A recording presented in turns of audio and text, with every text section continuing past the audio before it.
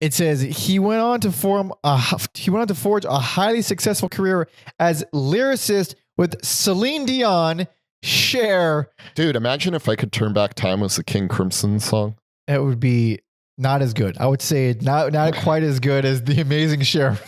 Way less assless chaps. Oh man, what a strange woman.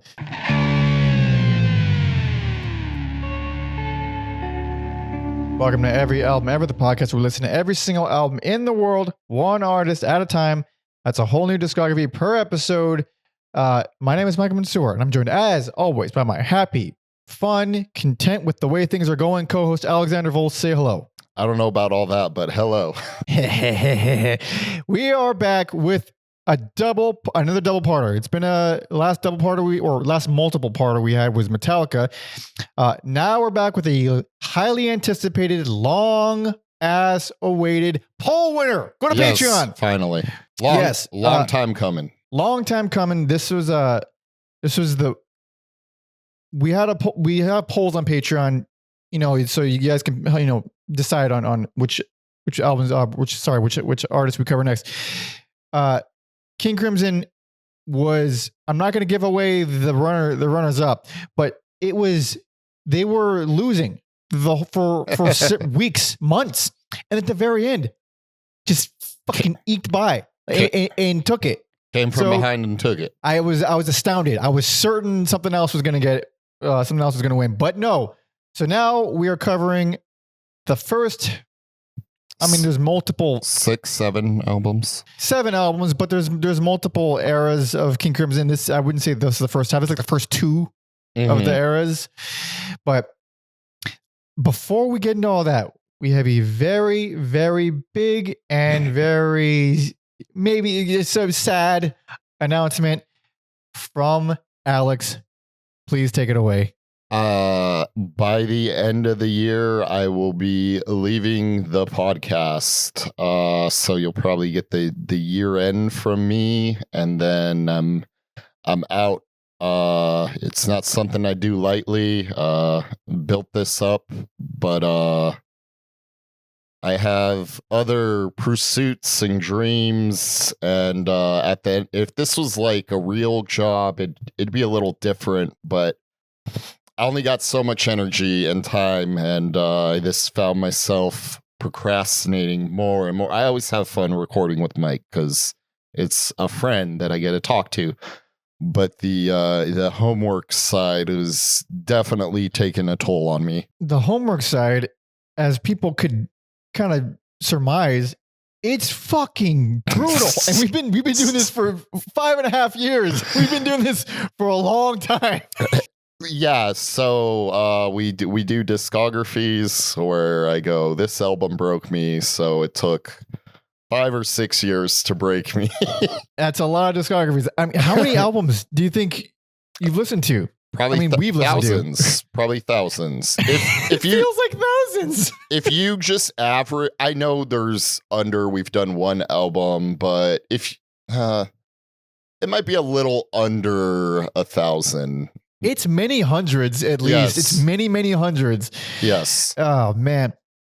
So yeah, this is pretty heavy news, and I imagine our longtime supporters are bummed. And yes, and I decided by the end of the year, because can't pull the rug out from under Mike like that, and then 2, I know some people paid for a year in advance, so I have no legal obligations, but you paid for a year of Alex, so you'll get a year of Alex. So that's the next big part of the announcement. It kind of leaves things up in the air for Patreon, because Patreon, if you go to Patreon, blah, blah, blah, you tier 2s get to suggest or request artists for us to cover. And it takes us a while to get to the tier 2 requests. It takes us a while because there's a long waiting list, and it takes us forever to fucking do these things, obviously. And we can only put out 1 a week. So it takes a while to get there. The way we decided with Alex giving a year's notice before leaving the job, which is unheard of and very kind. If you've made a request, if you're on the Patreon as of this episode, the date that this drops, you're in. Your episode is getting done. There's a few people that that pledged and messaged me very recently. I mean, talking today, they just made the cutoff. You just made the cutoff. Your request is the last one, pretty much. And after that, after Alex leaves, I have not decided exactly the future of every album ever, because I don't believe in ending it just yet. I still have a little bit of fire in me. And also this podcast is sort of my portal into the music world that forces me to stay consistent, because I make music, but I have crippling depression, and it's easy to procrastinate working on creative endeavors if there's no deadline, there's nothing breathing down your neck to get it done. This podcast has always kept me making a thing, and it's kind of kept me regimented, even though the homework is brutal. But following Alex's departure, I haven't decided exactly what the format is going to be. We're still going to be doing, well, I'm still going to be doing full discographies. You're going to be seeing, if most likely, there's no way I'm making any fucking promises a year in advance. Who knows what's going to happen? But if it continues, which it most likely will, you're probably going to see my brother Robert more. You're probably going to see Tom more, and you're probably going to see some solo stuff from me more. So, haven't ironed out all that stuff yet. It'll come in time. There's still plenty of me and Alex left to go. There's still plenty of albums we're going to do, plenty of episodes, this is their time to just listen to to do all the fucking episodes that we've been wanting to do. This is really the time. So all the people fucking just screaming at me to do the cows. I got it. We'll do the fucking cows. Yeah. I love the cows. Okay. I know we'll do the cows. Just chill. Yes, there's some wish list things I'd like to get done, but I think more important than that, I feel a responsibility to get the Patreon requests done. That is noble and kind and appreciated. Yeah, because it's been a fun ass ride. I mean, Jesus, this countless favorites that we've made and enemies that we've made through this podcast alone. The enemies alone. And yeah, I don't like, it'll be weird what my music intake regimen will be now. That's interesting. I can just listen for fun now. I'll miss the a random band like Hum or something like that, and there's gonna be a lot less random ass bands, but that's one of the things where I kind of want to I definitely want to keep going, is because well, before this podcast, I watched my intake of new music just dwindle into nothing, and it became just kind of repeat. And even if you're obsessed with music, like, it becomes like, well, where do I start with this? I don't know where to go with this. Do I listen to all the albums? Do I listen to just this? Which one do I? And nowadays there's just so many new bands to keep up with, and then there's so many old bands to catch up with. This was like, this is a funnel for it. Listen to this one. You're listening to all these fucking albums. You're going to enjoy them or you won't. So it just keeps my vocabulary growing. It's good for artistic purposes. It's good to keep consuming all this stuff and just understanding. And so whenever I go to make something, I have a lot of things in mind, what I don't want to do or what I do want to do. So I'd say it's been a net positive, despite the fact that we've been paid nothing and we're exhausted. Yeah. Yeah. It's not like I'm leaving because of negative experiences. It's, there's only so many hours in a day, and this is a hobby, and I guess I don't know. I don't know where to find the time and fulfill my soul with these other things I want. It is not easy. No. Yeah. Oh man, I'm telling you, balancing a full-time job and a relationship and creating music on my own, and then also listening to fucking 40 hours of music a week, and then doing the pod, and then doing the editing for the pod. Yes. It is exhausting. It is very exhausting, but we do it because we're true music lovers, damn it. And that's why you can't get mad at us when we shit on your favorite artist. Let's talk about King Crimson now. Hell yeah. Last note, I will say, I don't think people realize the difference between active listening and passive listening. I would argue 80% or more people who listen to music are doing it passively. Actively takes a whole different toll. It becomes where you're not because you put on music to enjoy the music. You put it on if you want to hear something new and you're curious. You're putting on hoping to enjoy it. We hope to enjoy everything we hear, obviously, but we put it on with the intention of like listening for things and understanding it, and then absorbing it so that we can talk about it. So it is like way more. I mean, it doesn't feel like daunting anymore because we've been doing it for so long, but it is like it's not as easy to enjoy from. That's why we do 2 listens for all these albums, because like at least for one listen we can just relax and just enjoy whatever the fuck is on.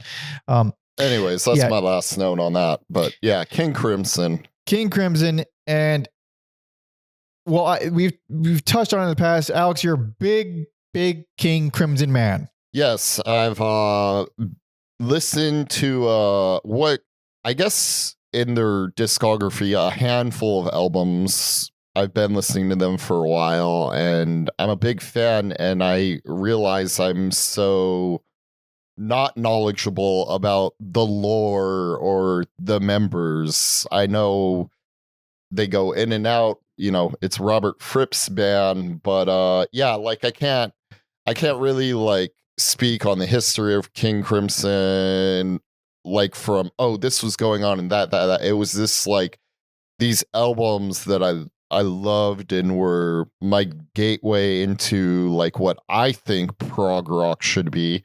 And I feel like some bands have like taken that and they've made it too clean or extra cheesy. And it's this like... We've covered some of those on the pod. Yeah. Yes, we have. And I don't want to catch strays, so I'm going to leave them to the imagination. But Crimson has some cheesy parts for sure, but there was, at least in this era, there's always a level of, it's a bit unpolished. It's a bit more free and it's not like overproduced in a way that makes me roll my eyes and go, this is too clean. It was before that existed. It was before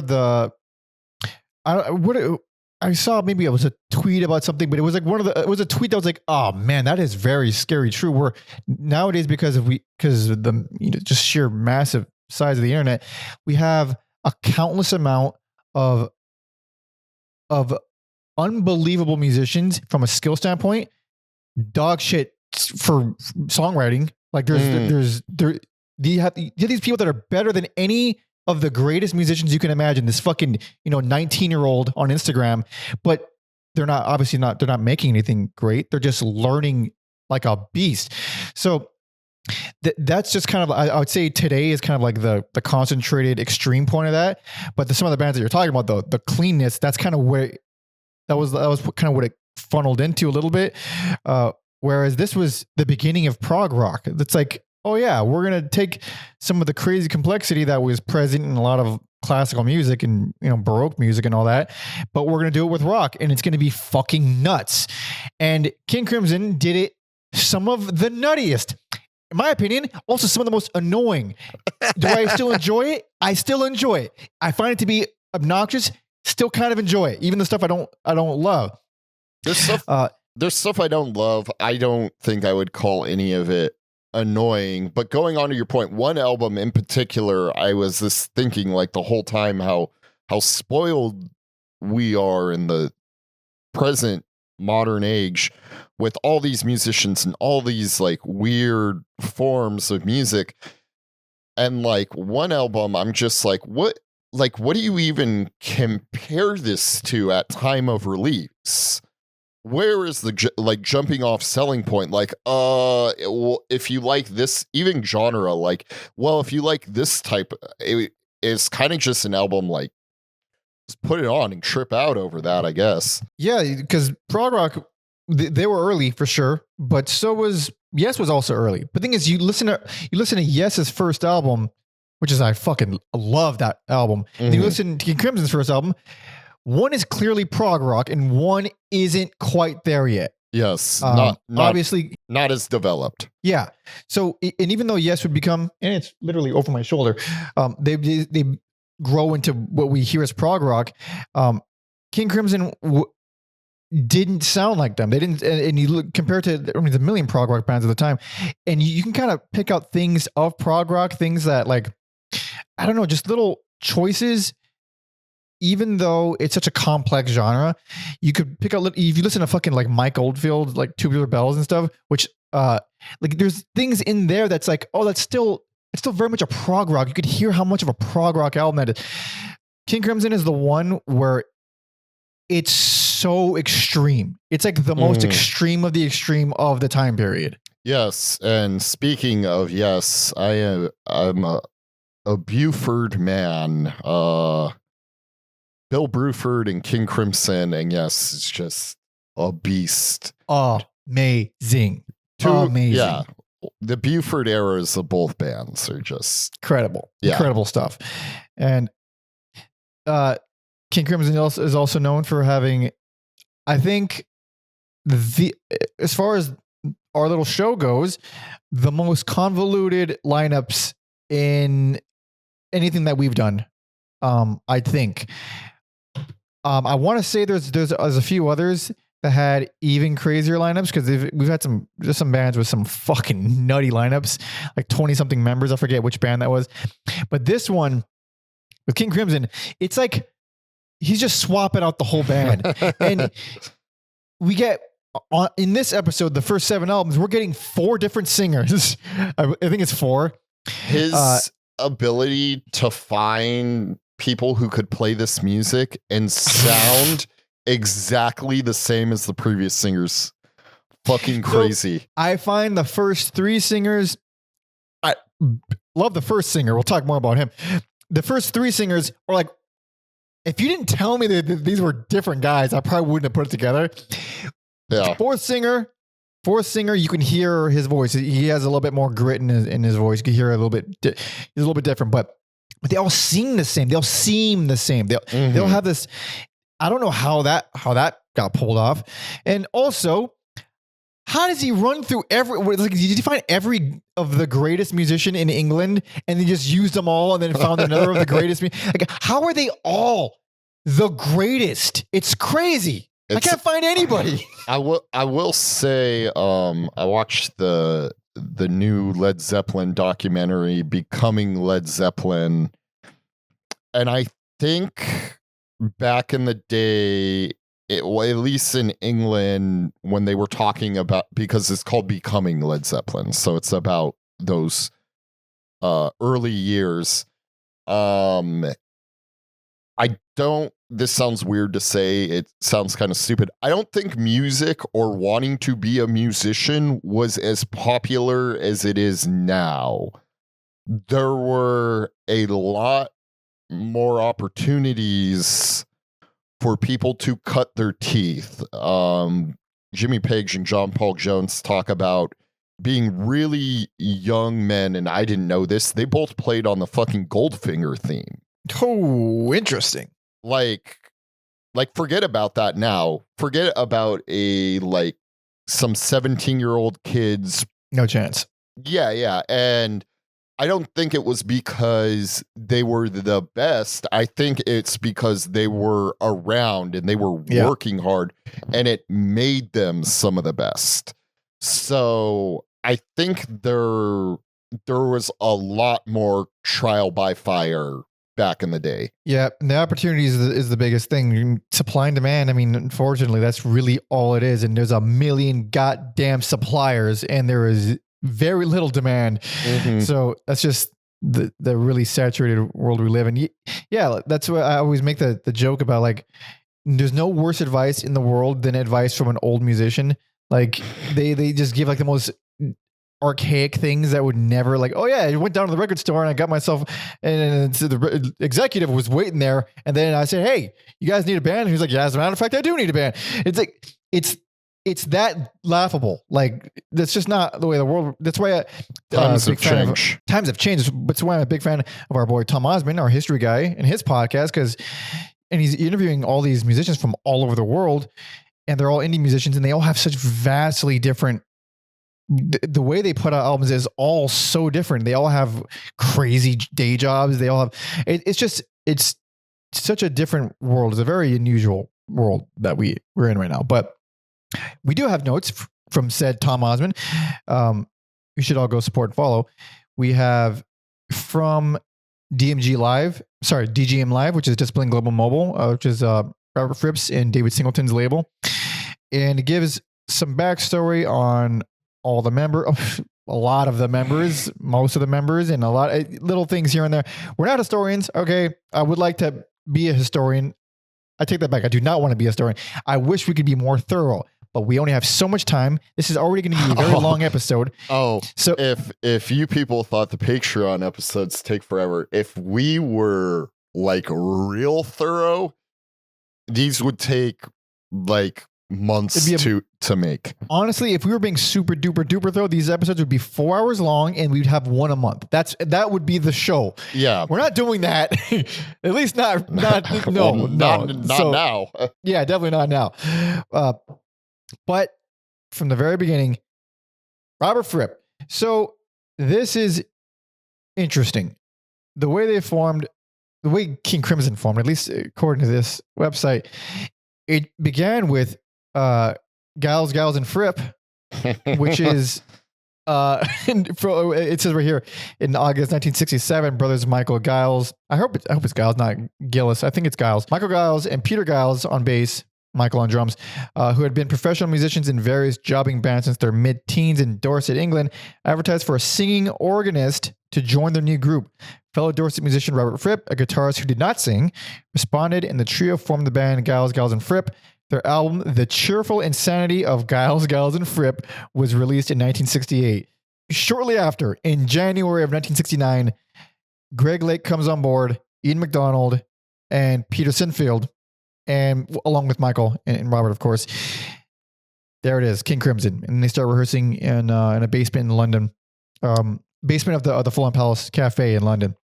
It'd be very funny if he kicked out both Giles, but kept the same name. Kept the name Giles, and Fripp. That would be good. I wish King Crimson was just Giles, and Fripp, but only Fripp. He's so funny. So what made King Crimson a band, apparently, which really put their name on the map, on July 5th, 1969, they played at Hyde Park in London. At least I don't know how accurate this is. This could be a very biased website. I'm sure it is. It was from the guy himself, but the quote is a gig that is not only an iconic moment of the 60s, but one that announced Crimson's presence on the international stage. So take that with what you will. Again, I believe it. This because the time, like, I don't mean to keep talking about Led Zeppelin, but again, like they were nobodies in England, and they like went on tour in America and just were like on fire in America, like gained legendary status in America, but no one knew in the UK. It's this like a different time. You could be a new band and just like that like overnight sensation that you only get these days with like a fucking TikTok or something.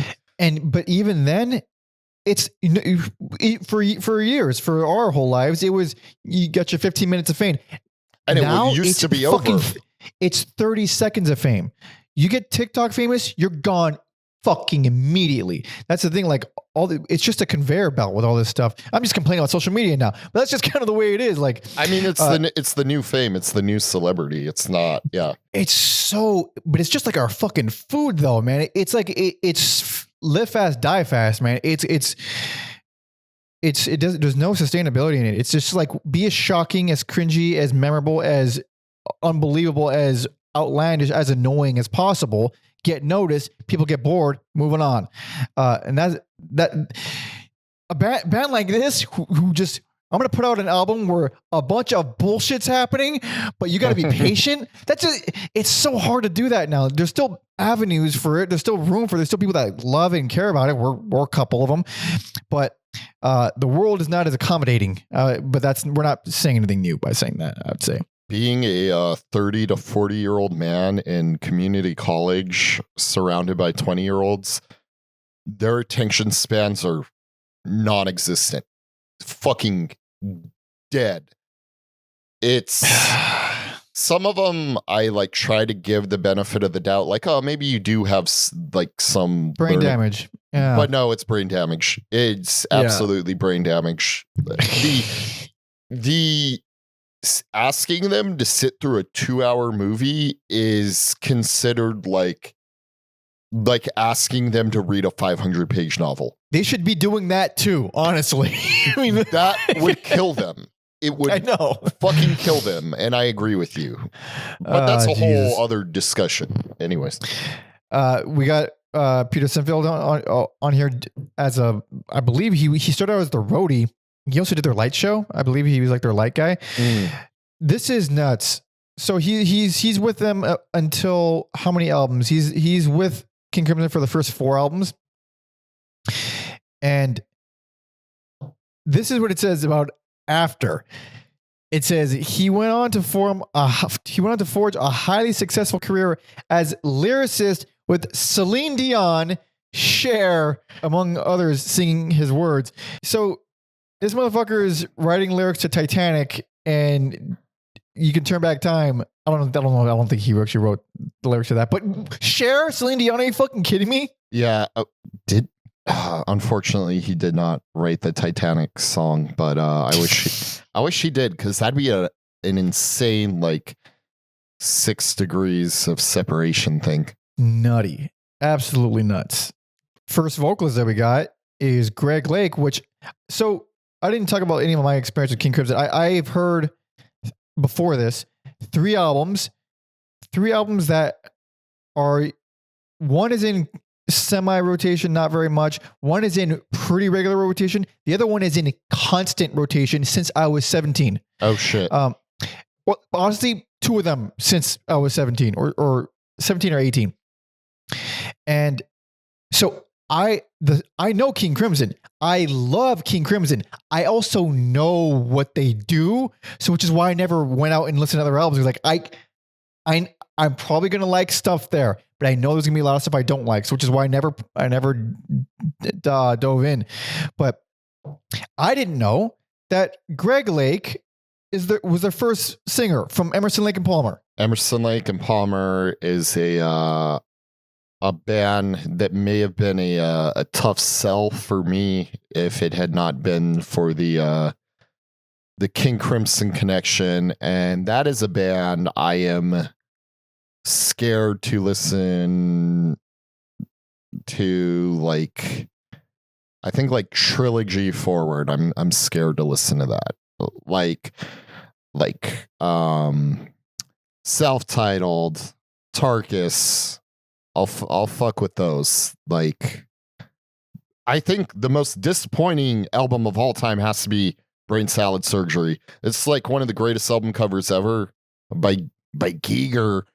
And it looks so evil and menacing, and that's not what the album is. But I like that album. That's the only one I heard from them. I like it actually a lot. I don't agree with that. I do agree that it's not a very evil album. It doesn't really match the cover, but no. Hey man, I love Benny the Bouncer. I think it's a fun fucking song.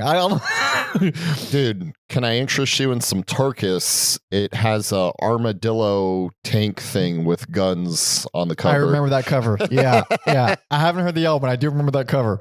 That's because we're never gonna do one because it's ridiculously long. That's the best fucking album.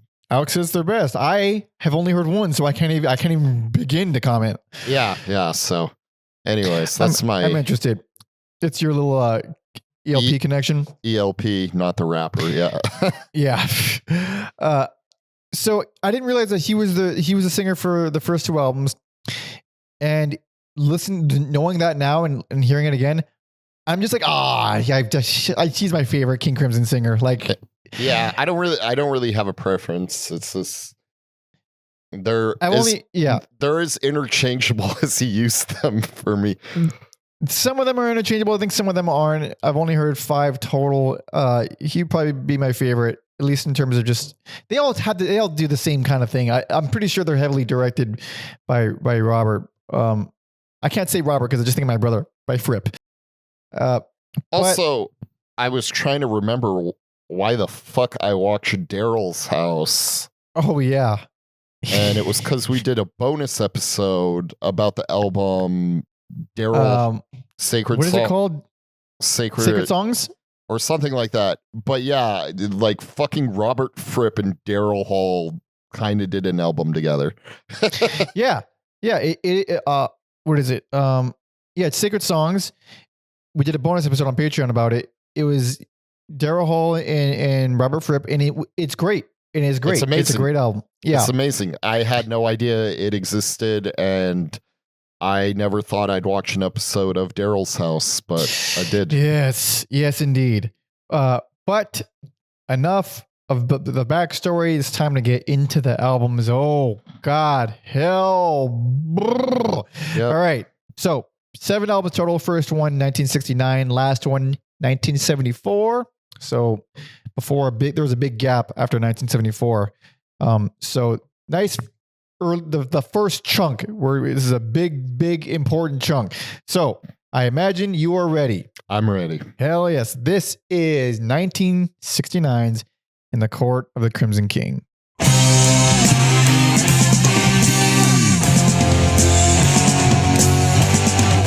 Oh, that drum line is one of my favorites ever. It's like proto Ron Daler drumming. Proto Macedon, yeah.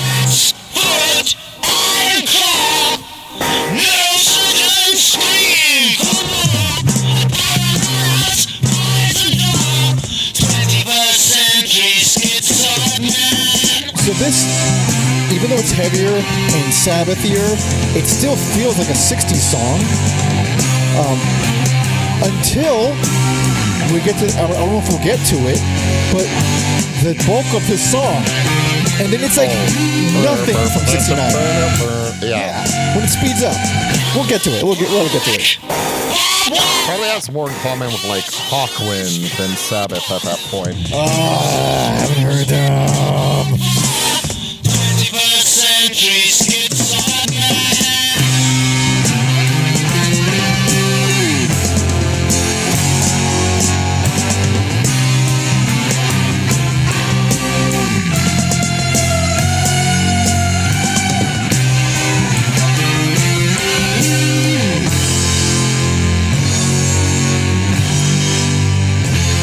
So this is where it kind of takes a shift into fucking Bananasville and creates prog rock in a way. Yeah.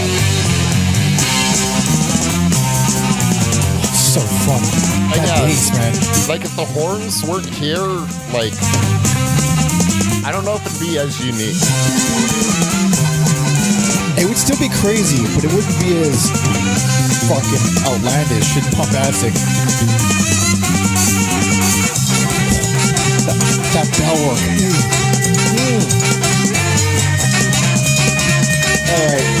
And then that's when the guitar solos come in and they go on and on and on, and it's fucking nuts. Yes. That is a very deceptive song, and it was kind of a when I was a young man first listening to this album, like pretty disappointing listening to the album after that. Are you high, really? I mean, like, not anymore, but like nothing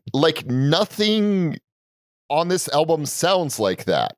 Not like, exactly. It's not exactly. It's a complete outlier. It is, but also best. And this became a pretty easy best. I've loved this album for a long time. I wasn't convinced I was going to give this best until now.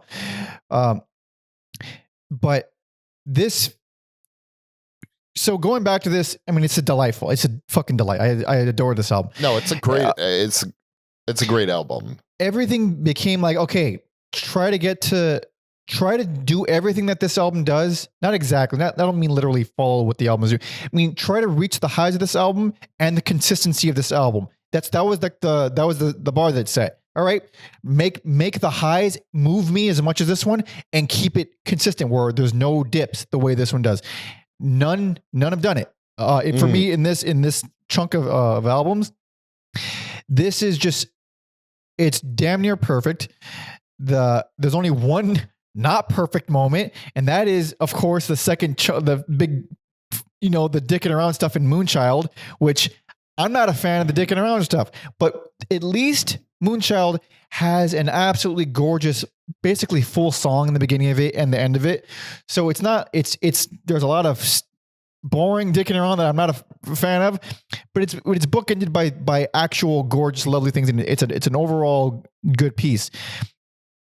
The reason why I think this, there's so many reasons I can give for why I think this is best, but so you open it up with, 21st Century Schizoid Man, which high energy, car chase, craziness, nuts.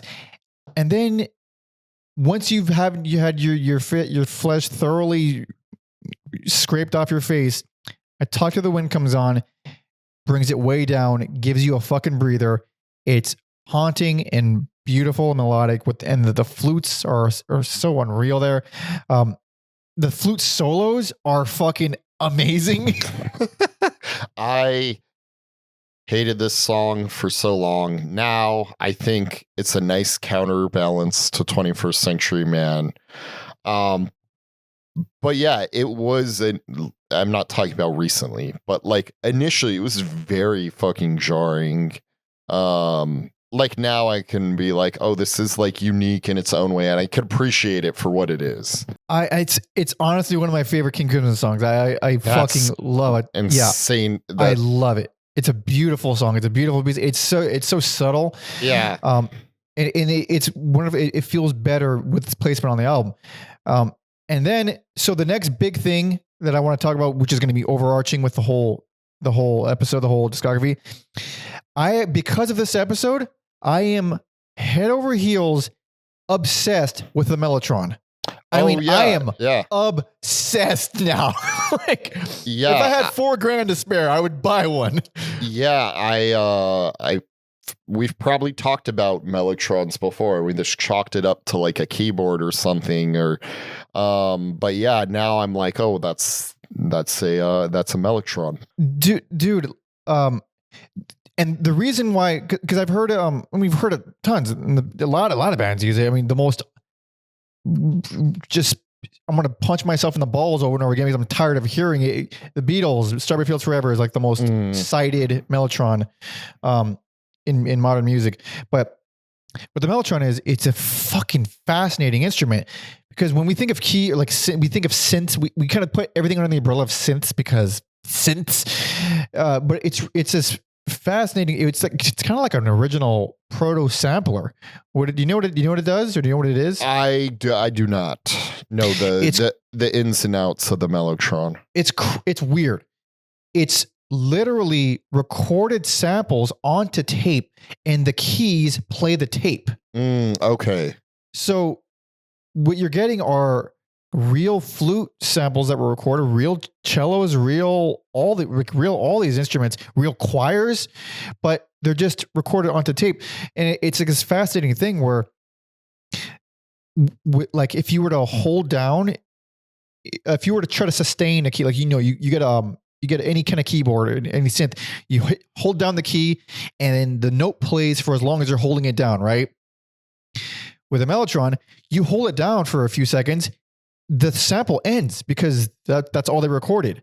So it's like this really primitive sampler, but it ends up having this really wonderful, melancholy, sort of almost ethereal, old, very ancient quality to it. And I never paid much attention. I was listening to Frank's Wild Years by Tom Waits recently, and he used a lot of Mellotron on there. And it's very associated with circus music and carnival music, which I love. And I thought that's a great instrument. That's a cool sound. On this album, on several other albums here, because it's on every single album, the way they use Mellotron, it jumps into my soul and my heart, and it makes me feel things, man. And it does it the best and the most on Epitaph for me. The three big songs on here for me are 21st Century, Epitaph, and the way you're like describing it, I feel that way on the Court of the Crimson King. Like, yeah. Once like they do the, not to like unintentionally pivot to a different song, but when they hit the big like mellotrons and the like yeah, it like moves something inside you. Yeah, it's very moving. It's super duper dramatic, but it also feels so, because dramatic can go really either way. It can go into cheesy territory, or it can be like genuinely heart wrenching. This is the latter, because Epitaph, which is, I mean, it's quite literally a fucking dirge. I mean, it's so dirgy, and there's like this, this acoustic guitar like around 4 minutes in, and that just, it's produced so well. It's like, but you could have good production, but it doesn't make you feel something. There's something about the way the reverb sounds on that acoustic guitar at 4 minutes in that feels so, there's something, I can't verbalize it, because there's something that went into the recording of it that's not, you can't really recreate that. You can't throw an effect on there. You can't just throw reverb on there and have that. There's something about the way it was done. And the mellotrons, especially in the entire big fat outro, it's godlike. I mean, beautiful vocal lines, but the mellotron, it's like, it's a little ear piercing. It's very loud in the mix, but it makes it feel that much more otherworldly. It makes it feel that much more like it's not just a band playing it. Yeah, I saw, because I don't want to take credit for it, people like kind of describe this song as like dystopian, but for me, I think that like the Yes, I Fear Tomorrow I'll Be Crying like kind of grabs your average listener, and then that like mellotron drives it over the top. It's nuts. This song alone with that mellotron is shaped my creativity for the next year, or at least, because I'm very like, okay, to be able to pick at feelings like that from sounds, to be able to mix I was going to say inflame, to be able to ignite feelings just based on certain frequencies, a certain type of sound, good notes, beautiful melodies, beautiful sad melodies, but also the way it's done is just so moving. But now to the other one, the Court of the Crimson King. Yes. One of the most epic closers of all time. Easily. It's perfect. I have no like complaints about it. I remember like, I think it was Children of Men that used it. I was like, fuck, that's like so cool. Cause then like maybe you'll hear like 21st Century Schizoid Man and some things, but like I was like, fuck, I've never heard King Crimson in a movie before. And they're so cinematic. Like they should be in more movies, but well, we're gonna get at least one later on that's in a movie that I'm excited to talk about. Which I guess just tell me when we get get there. Don't you worry. Yeah. But yeah, it's just like I don't know. Yeah, it's it is like another. I guess you set up this theme of insanity even with the album cover. We gotta talk about the album cover. Yeah, after you're done. Yeah. Yeah, and then like that's like fire and frenzy, and this is the title track is the like somber, harsh reality of the situation. There is a lot of pain to it, but it is so beautiful. And yeah, the album cover I think is one of the best, one of the greatest album covers of all time. One of my favorite album covers of all. I mean, it is up there, top 5 favorite album covers of mine. It's just so, there's nothing like it. There's nothing like it. It's so great. And I was curious about it because like, you compare this album cover to literally every single one of every other album cover of theirs. It's like they all stink by comparison, even if they're good. And it's super sad. It's super sad. It was done by Barry Godber, who was apparently a fucking computer programmer. He's a friend of Peter Stinfield's, and he painted it. And then in 1970, not long after the album was released, like a few months after, he died of a heart attack. Man, it's like he was 24. Man, yeah, what's going on where you get like heart attacks at 20? That's like a freak accident. That's insane. Like you get a heart attack when you're 38. It's like, what the fuck happened? 24 is that's crazy. Yeah. So this dude is a computer programmer. He paints one of the most legendary covers of all time, and then he dies immediately when he's in his 20s, his early 20s. It's just nuts. It's just so strange. Yeah, that just kind of adds to how heavy it is too. Very heavy album. Yeah, honestly, A Talk to the Wind is no 21st Century Schizo Man is probably the happiest sound. It's not a happy song, but it's like kind of happy. Everything else is either getting more on the melancholy or just straight up fucked up dark and sad. But yeah, I mean, aside from the whole section around, I think it's around 650 of Moonchild, for like 3 minutes or so, it gets real dicking around. Not a lot of things happening. Not a lot of like aimless noodling on guitar, like a little tapping here and there. And I like the noodling on Moonchild. It reminds me of like darker Miles Davis albums. Oh, I also misspoke. The dicking around starts around 3 minutes, but then around 6-7 minutes is when it gets really dicking around. Yeah.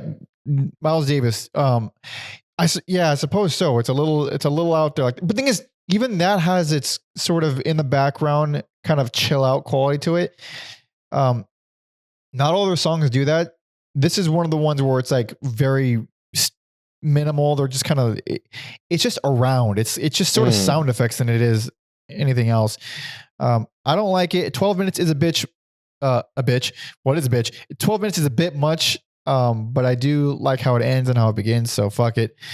But yeah, I'd say the variety of this one, the highs of this one, and the consistency, easy best for me. I think it's a great album. I think it works for any people or anyone who this like thinks, oh, we're gonna made the mistake I did, which I think a lot of people do.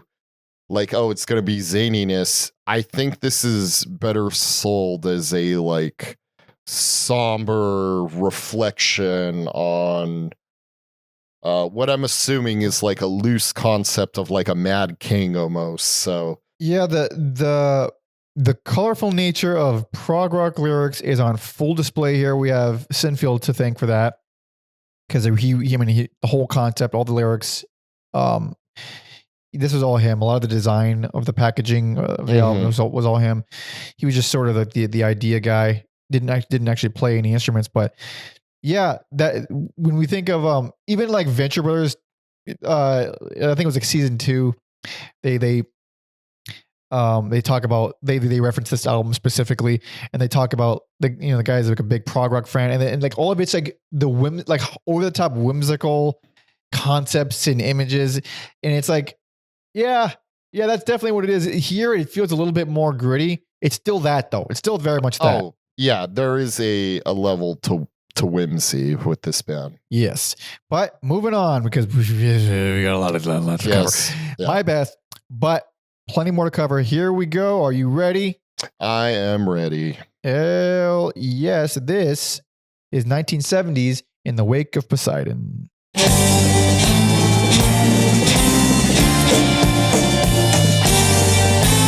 Very similar lineup to the first album.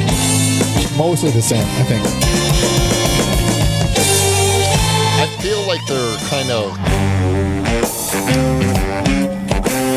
going for a similar like pattern where it's like we're gonna get this kind of like not as bombastic as 21st Century. Oh. I know exactly where we're going. Loud and clear. Totally. Yeah. A little more groovy, a little more funky to it. But there was a lot of similarities between this and the debut, but the pacing, the pace. Yeah. I believe Ian McDonald is no longer in the band, but now we got some new people. We got who do we got? Mel Collins on saxophones, alto and baritone. Still got Greg Lick on vocals. twisted steel. Star sharp. This rules. Love the song. Rock and feel. Bright lights gleaming. Break and squeal. Red, white, green, white. Neon weave. Oh, so that's an 8-minute song, and we're obviously not going to hear much of it because we got to really speed it up now. Yeah, first time hearing this. This is a carbon copy of the debut, but it's a great album. I like it a lot. Yeah, it unfortunately features one of my least favorite King Crimson songs on the album, Which one? Devil's Triangle. Oh, damn it. Because I like it a lot. I don't like cat food at all. I am a cat food fan now. This is the album, like an album that I've owned, but I've like neglected because there's the next two I don't own, and I was told those were bad albums, but I'll wait till we get there. Yes. Yeah, I don't know. Yeah, I've been fucking up. I definitely will return to this. That opener rules.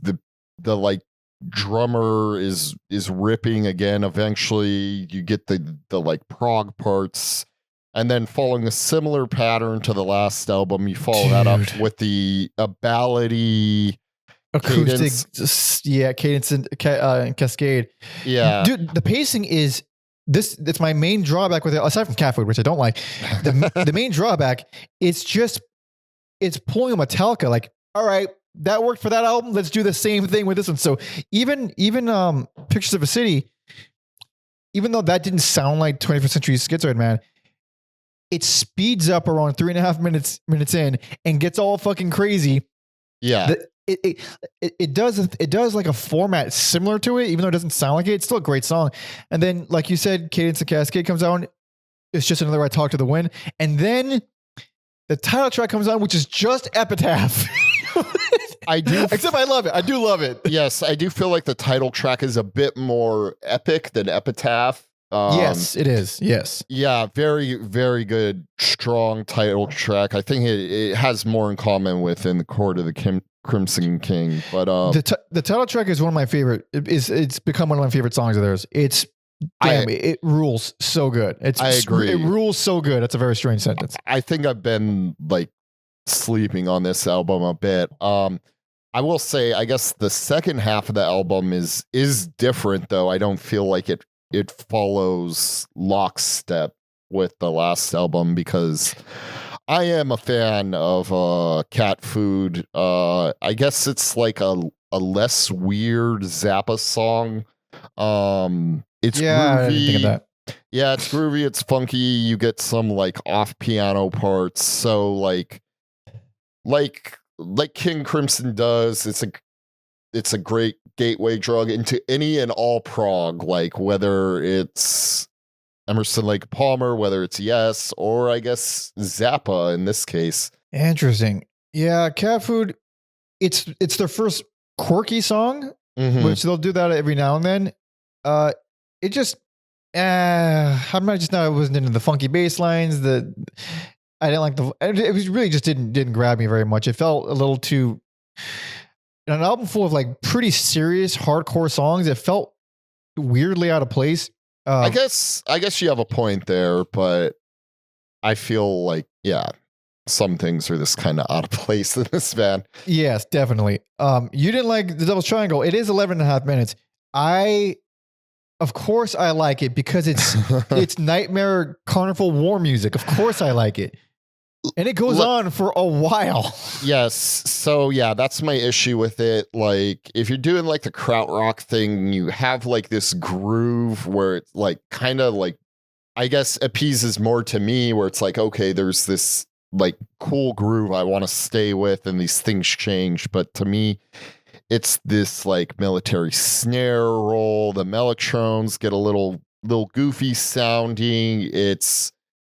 It can get sinister, but it is repetitive, and then I sound like a hypocrite because I bet Celtic Frost loves this song, and I I am a defender of Into the Pandemonium. Into the Pandemonium. Yeah, I mean, I would say this song is better than that entire album. I've grown to like the album, but this is it's really they're one of their weirdly simplest songs because it does get very wacky toward the end, but it really does stick to like one thing for a long time, and it's very militaristic with the snares, and even when it switches it up, it turns into like around 750, it just turns into a different Carnival War song. Like it takes one, and then like, all right, now we're going a little bit faster for this one. Has a little bit more movement to it. I like that shit, so I'm okay with it. Yeah, I'm actually not very surprised that song wouldn't gel with people. I'm just a sucker for like because like it doesn't sound like the Carney from Nick Cave and the Bad Seeds. That's another song where it has this giant organ. In that case, it's an organ, but it's playing this really repetitive, evil carnival thing, and it just like, all right, I'm into it. And yeah, I've described a lot of songs as circus music or carnival music, but like, I don't like they're doing enough different here where it never felt like it was like overtly cheesy or corny, although maybe some modern listeners would think that. Yeah, it's not. I wouldn't. Oh, yeah, it doesn't really feel that corny. No, it feels it feels nuts, but it's pulled off too well to. I can't even see that because a lot of people pull out stuff really well, or they perform it really well, and it still sounds cheesy. There's just something, really gross about it in a good way. But I like it, and this is I enjoyed this album a fucking lot. One of the bonus tracks. Groon. I really do wish that was on the album instead of Cat Food. I mean, it's pure chaos. It's nuts. I could see why it wasn't included in the album. It's lengthy and really busy and really hard to follow. But I'd say it doesn't fit in just about as much as Cat Food. So whatever. That's the one bonus track that I listened to for the whole discography, but yeah, I was too tired to listen to bonus tracks, but there's a lot of bonus tracks on these streaming versions. We did kind of skip over Peace a little bit. It's just a short little 2-minute closer. There's 3 of them. There's the intro, piece of beginning, and then there's the middle one, piece, a theme, and the closer, piece, and end. They're all they all share a theme. They'll have the similar vocal lines. The closer is the most song-like of all of them. Where acoustic guitar comes in and vocal harmonies come in. It works as a closer. I think it's very nice. But yeah, I like it a lot. And this is the last time we get Greg Lake on vocals. So are we ready for the next one? I am ready. Hell yes. This came out also in 1970. Found a whole new band or a whole new lineup in the same year. This is 1970's Lizard.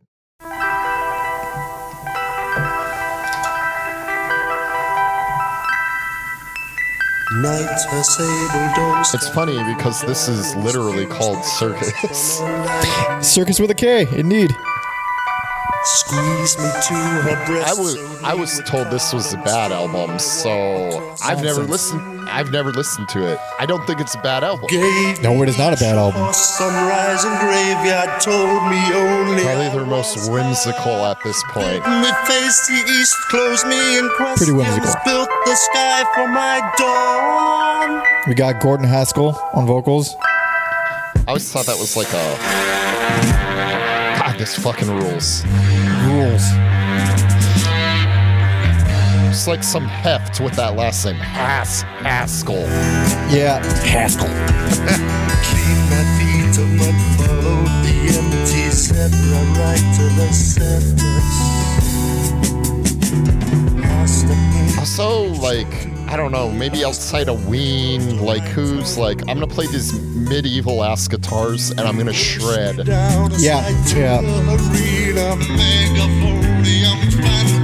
It's fucking cool though. This is a fun It's so fucking cool. And yeah, what a madman Fripp is. Oh, I love this. I love it. Yeah, so really wasn't expecting to enjoy this album. This is I- as much as I mean, this is a great album. I think it's- wasn't either. I've been sleeping. Yeah. I'm gonna course correct and do some repeat listens on this one. Yeah, I mean, this is fun as shit, man. That's a great opener.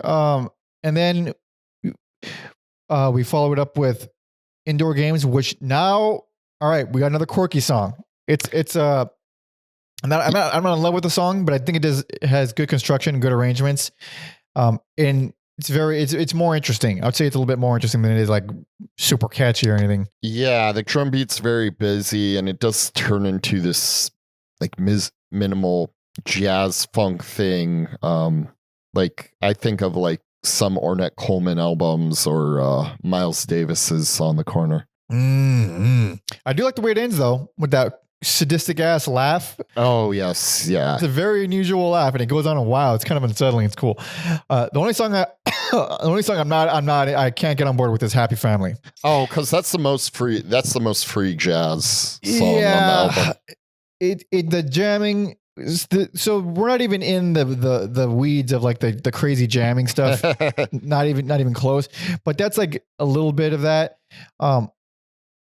It's also a little bit disappointing because the opening riff is like the coolest riff in the whole song. It does it for like a couple bars, and then it returns to it once near the end, and then that's it. And it just feels like where it decided to go instead, I'm not really into. The vocals are produced in a very. They made a decision. It's like a lot of fluttering in each channel, and then robotic and distorted. It's like neat, but it's not really. It just didn't do much for me. Yeah, I don't know if it's a piano or the mellotron, but there is like this unhinged. I'm just gonna call it a piano riff, where I really enjoy that. So Happy Family's a win for me. Alrighty. Lady of the Dancing Water is about as whimsical as the name would imply. You got the flutes, got the acoustic guitars, real gentle, real pretty. Went so hard on that acoustic guitar and flute combo on here, which I guess if you're going for medieval whimsy, those are the two instruments, right? It's really that or the lute. I mean, you just replace the guitar with that, and there you go. It's not as strong as some of their other gentle songs, but it's lovely. I still like it a lot. And then, so we're already basically done with the album. We only got one left, except the title track, 23 minutes. Very long. Before we get into the nitty gritty of the 23-minute song, do you like it? Yes. Me too. It's my favorite song on the album. Yes. Their opening's kind of like carried by the piano. There are times where, to me, it's more in line with Yes. They bring in like hand claps throughout the song. You have these like again, I'm describing a 20-minute song. This doesn't all happen like quickly. It's broken up into like 4 mini songs. Not even 4 regular songs, honestly. Yeah, you have these like very like triumphant horns. There's parts where it kind of feels more like New Orleans, like horns and piano. And then we get like parts that are very Morricone-esque. And then eventually we get that like signature like I'm just gonna call it Evil King Crimson because I don't know what else that you know what I'm talking about when I say like Evil King Crimson riffs. Like we eventually get, and it's just this whole journey with maybe these little elements shouldn't work together, but they have 20 minutes to do it in, but it's still a very impressive feat. A lot of things you're touching on, I can kind of narrow them down into because it's split up into 4 songs. I didn't even try. I'm just one go. Well, they split. They kind of give timestamps on Wiki, but I was able to separate. I could tell when one ends and when the next one begins. Only if you're really paying attention to, you can kind of separate it a little bit. The last one is the hardest, but the first 3 are kind of easy. So the first one is subtitled Prince Rupert Awakes, and I was like, oh. who's that woman singing? It's fucking John Anderson from Yes. Like, Oh, that's why I thought it was Yeah. sounded like Okay, that all it's makes literally sense John now. Anderson. Yeah. I had no idea that they collaborated at all, which I thought was kind of neat. He sounds way more womanly than he ever has on any Yes album. Yeah, I guess I thought they just had the Buford connection, but Yeah. So that one is the one where it's very regal sounding. It's dark and beautiful, but then it kind of that's like you were saying Yes, but it kind of fitting because it's like the most traditional prog rock sounding part of the song. It has some nice like reverse guitars sounds. It's very well done. The one with the Spanish trumpets and like the more corny stuff, that's Bolero. That comes in around 4:30. you mean I mean the hit video game? No, I'm kidding. that is Balatro, Look, I and that know. game rules. You'll lose hours of your life to that game. And you'll love every minute of it. But that one, I mean, it's a big chunk. Absolutely fantastic. I mean, the solos, every instrument that solos there, it just feels wonderful. The trumpets are really the star of the show for that whole part. And then it even has like this little jazzy, sultry stuff that goes on there. I mean, it's just fucking rad. The Evil King Crimson that you're talking about, that would be the Battle of Glass Tears, comes in around 11 minutes, 15. That's when we finally get some vocals too. Vocals from what's his face? I already forgot his fucking name. The singer on this album, Gordon. Yeah, Haskell. And that's just kicks all kinds of ass out of the whole song. That's the ass kicking section. Agreed. It's jammy, but it feels great. Feels wonderful. The last song, so to speak, quote unquote, comes in on the last minute, so it's not really a song. It's like the outro. It's called Big Top. And it's carnival music. Of course it is. Yeah. Yes. We have Circus and Big Top. Very, very clever. That Robert Fripp is. Yes. It's, I mean, dude, the soundtrack, it's a roller coaster of a song, and I think it warrants every single one of those 23 minutes. Also, I knew I wasn't crazy, but I feel more validated seeing other people comparing their songwriting to Miles Davis. So I was like, am I just being lazy? Because that's like the smattering of jazz that I know, but other people have done it. So I feel better. There we go. Nice. Yeah. The opener and closer of this album are fucking epic, man. Especially the closer, of course. So even though the middle isn't like terrible, it's not bad. There's still stuff I like a lot in the middle. But it doesn't need to be quite as like, it's not obviously not as consistent as like the debut or anything, but the bookends are so fucking gnarly that it leaves a really good lasting impression. I agree. I'm gonna go back in time and give someone a stone cold stunner who told me this album was bad. I'm gonna give that a hell yeah. But now, now we got the third singer, who is it? Boz Burrell on vocals now. And are you ready for the next one? I am ready. Hell yes. This is 1971's Island. Man, Boz was in Bad Company. What a downgrade. Really? He was in Bad Company. Wow.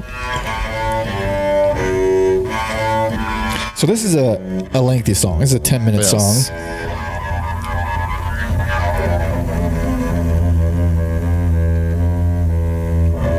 Imagine playing this and then you're like, I also wrote Feel Like Making Love. That was Bad Company? Oh my God. Well, to be fair, that is at least is not him on double bass right there. Or upright bass, down to bass, whatever. That's Harry Miller. This probably scarred him. He's like, just smooth, easy listening for me after this. Just give me some beer and some groupies, man. I want to relax. He turned Southern after working with That's right, he's English. Give this fucking dirtbag. Those songs are fucking dirtbag songs. Yeah. Sorry, I wasn't expecting to talk about fucking Bad Company. So this is tough to intro because it does this for a while. And overall, it is their loosest and most formless, aimless of all their openers yet. on paper, as I was like kind of jotting it down, I was like, I should hate this, but I like it. I like it too. I honestly think it's not a bad song. It's aimless, yes, but I'd say it's okay. Houses iced and whitewash guard a pale shoreline. It's like spacey folk music. It does have a spacey album cover too. Yes. This is also an album I never heard until working on the podcast.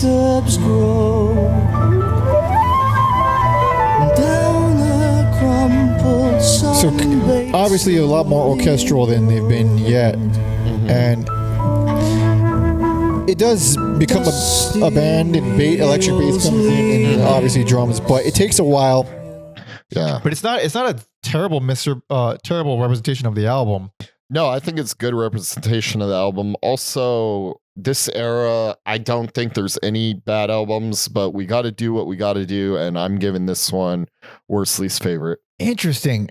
Well, I already know my pick is going to be upsetting for some people then, because I don't mind this album at all. I think it's a good album. I mean, I think it's weaker than all the ones before it for sure, but I still like it. And I'm one of those people because the next three are my most favorites. Out of your fucking mind. All right, so skip this one and just get in. No, yeah. So yeah, this one is like the where they lean in really heavy with the orchestral stuff. There's even a full on symphony song. Yes. I think like you were saying, this is, or I don't know if you said it or I wanted you. It's the most free form album to this point. At this point, yeah, they're getting looser. They're getting way looser. But that opening track for Formentera Lady, 10 minutes, and it gets jammy. You know, it is captivating. Not super captivating. I'd say it's significantly less captivating than most of their other openers, but it's still interesting. This is not where anyone should start on their journey to King Crimson by any means. No. Like you need to be in the sauce to like appreciate this album. Yes, but even then, there's still really good stuff here. So Sailor's Tale comes to this really driving fast 6/4 riff, and then really great sax harmonies. The album badly needed the pace to be picked up there, and they appropriately did it. Yeah, it feels great. And then around 2:30, it goes into this kind of subtle Sabbath sounding section, and then I was taken by the guitar choices there. I mean, it sounds like he's fucking chopping the riff up into pieces. It sounds like it's such a string. I don't know how he's making it. That sound, it's a very interesting sound, but it's great. It's instrumental. I would say it's far more memorable and gets you moving a lot more than the opener. Yeah, there's also parts there where I can like see like the like impacted the Volta in a way. Where it feels like there's some like improv going on, but it's like really groovy. This stuff they would expand on once they became a band, and really picks up towards the end and like crescendos into this evil, ominous ending. Oh yeah, that ambience at the end is super evil sounding. It's great. Yeah. The Letters comes in super soft, also very eerie and dark. But yeah, it's another loose one. A lot of jamming, a lot of quiet, loud, quiet alternating. Yeah, that's probably the lyrics that stood out the most to me on the album, particularly when they sing "Impaled on Nails of Ice." This it hits really hard, like not as hard as the song in the Court of the Crimson King, but kind of like that same feeling, or like on Epitaph, like.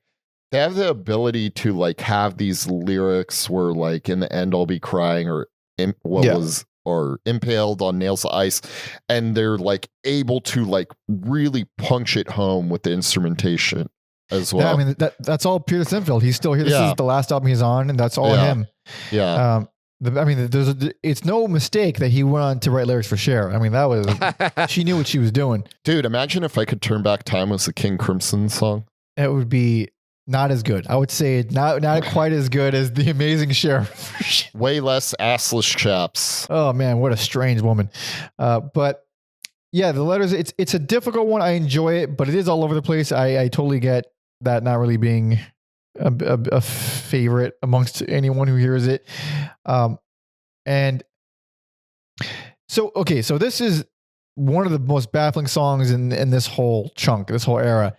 Ladies of the Road, which I like. I like it a whole bunch. It's just a Beatles ripoff. It's weird. It's like they thought, like, what if we tried a Beatles song? What if it's weird? It's so many things that it just sounds like a super duper complicated Beatles song. Yes, it is Beatles-esque at times, and then also shout out to the late great Tim Buckley, because it's very sex funky at times. Yep, that man was the king of sex funk. He coined the term. Sure did. I mean, Blowfly is probably the king of sex funk, but I think Buckley coined the term. Also, if we're going to be drawing a bunch of connections, Greg Lake, not on this album, but I think he also toured as part of Ringo Starr's All-Star Band. Hell yeah. Yeah, right, that's interesting. There's more connections there. Also, no one wants to say it, but that first Ringo album is fucking amazing. I have not heard it. You guys think he's a clown, but he was playing everybody. The man loved money. Who doesn't love money? Money's great. When they broke up, he just went to, in the Get Back documentary, he just went to he wasn't upset that the band was breaking up. He just went to the documentary crew filming everything and asked them how much money do they think they could make on the documentary, saying like, this is the moment, we have it on camera where the Beatles broke up. That was his first inclination. Fucking the man knows business. Amazing. I thought I was a George Harrison guy. I think I am spiritually, but like, I really appreciate Ringo. Man, I'm not a fan of his Beatles songs all that much, but oh, you're crazy. I still think he was a fantastic drummer.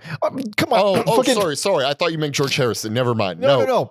He's Ringo. the goof. Ringo is the goofy. Ringo would write Ladies of the Road. I think it's better than that. I think it's better than every Ringo song. Okay. No, that's not. There's some good Ringo songs. There's plenty of good Ringo songs. Yeah. I do like Ladies of the Road. I still think it's a good song. Yeah. But the Beatles stuff, it felt more like they were trying to do it. That's how similar it was. It felt like they were trying to do it. Even up until the very end with the screamed vocals, like it sounds like Helter Skelter. I mean, like the same type of vocal screams. Like, how do you even? It seems intentional almost. Well, but I'm glad they just tried it the once and realized it is the once. Yeah. Yeah. And then Prelude, Song of the Gulls is the orchestral. I mean, it's a symphony. It's a straight up. It's beautiful, but it's not a band. The most regal British shit I've heard. I think it's beautiful. I love it. I think it's an easy highlight on here. Sparring with the Gulls again, are ye? Yeah. And then the title track, which I did like it more on second listen. It's still not great. That's primarily why I'm giving it worst least favorite. Kind of minimal to start off with, and then it's very sentimental. It gets very pretty. It's a fine song. It's not bad. It just kind of bores me, but I will say it does like grab my attention more once the horns come in. It is it's a nice song, but it's also 11 minutes, and for an 11-minute song that's just kind of pretty and nice the whole way through. It's not enough. It's a lot better if if it's on in the background, it feels great. If it's ambient, it feels great. If you're sitting down trying to take notes and like focus on it, it gets like, all right, what else are you going to do here? And they've also done things similar to that better, just more beautiful melodies. They've done different things. The choices there aren't mind blowing to me. I think it's a nice song that just kind of it hits me like a 7. You know, it's like it's cool. It's nice. I'm not gonna bother by it, but they've done it better. They've done it more concise and condensed. So it was a miss for me for that reason. But I would still say this is pretty. It's still a good album. I would say, aside from that closer. Despite all giving it the bad accolades, it's not a bad album. I was again, whoever told me that like overreacted. I like Lizard better, but I feel like in general these two albums just aren't talked about the way the rest of the albums are. Yeah. Well, I mean, I don't often have conversations about King Crimson with people, so I don't know so much, but neither do I, but I guess I don't in the music world, if you're right, like if you see someone bring up King Crimson, no one's like fucking Lizards, man. Yeah. Also, Tom noted here on our notes, apparently Bad Company, because we're talking about Bad Company. Bad Company is the favorite band of former UK Prime Minister Tony Blair. That's so weird. And he's like, Free would have been a cooler choice. No, I mean, yeah, Free would have been definitely a cooler choice. What a random fucking band. Also, I up until this point, I did think they were an American band. I know that's a different band. But yeah, I thought they were fucking American all this time. Yeah. Like until now, really, is when it realized that they weren't. I mean, holy shit. Although I will say, maybe it's possible some of them. Okay, no, they're all British as fuck. I was like, I wonder if some of the members are American, but no, they're just all British, all English. But Alex's worst least favorite. But it's not a terrible album, and it still has got plenty of things to enjoy in there. Just a little bit. Yeah, it's not a good place to start though. And Mike's laid the groundwork for arguing from here on out. Yeah. So, April 1st, 1972, it says right here from the website, Boz, Mel Collins, Ian Wallace, and Robert Fripp played their final gig as a band in Birmingham, Alabama. Just hilarious. As Boz, Mel, and Ian stay on in the USA to form Snape with legendary UK blues artist Alexis Corner, Fripp returns to the UK, reforms in October 72. With the new incarnation of King Crimson, we got Fripp, John Welton on bass and vocals, Bill Bruford on drums, David Cross on all things violin, viola, flute, mellotron, Horner pianette. He's so good in Arrested Development too. Yeah, I forgot David Cross. No shit. Sorry. Yeah, and we also got Jamie Muir doing some other production stuff. But that leads us into is this an official trilogy? All three of these next albums?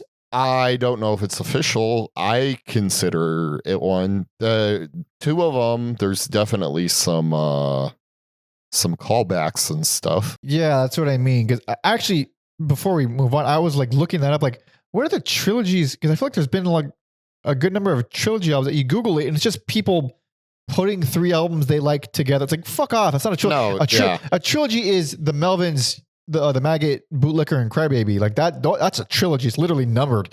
Yeah. So I can't think of very many other examples. I feel like Mastodon could have had one, but they made it a quadrilogy also. R.I.P. Yeah, R.I.P. to the Brent Hines. Oh, my heart. Mastodon is officially dead without Brent Hines in my heart. Yeah. I love them so much. I can't, but yeah. It felt like a brotherhood to me. And yeah. More same so, lineup since the beginning. Like more so than other bands, and I always will root for those dudes. And but it's not the same. Anyways, honestly, if there was no other member to leave than Brent, if anybody was going to leave the band, it was going to be Brent. I mean, he's the problem guy. yeah. And that's not even like a secret. No. But now on to the final three. Are you ready? Hell yeah. Hell yes. This is 1973's Larks, Tongues, and Aspic. Are those xylophones? I'm not exactly sure. I was trying to look that up too. It doesn't say. It just says percussion. Yeah, I noticed Jamie Murr is credited as all sorts. Yeah, literally all sorts, which is any kind of whatever shit they had lying around.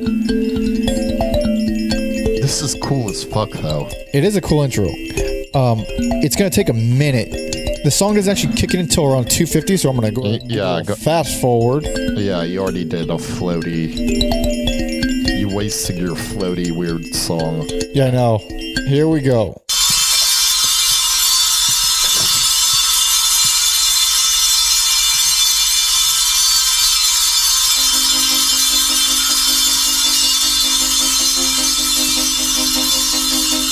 It is a bit much that it takes 3 minutes to get here, though.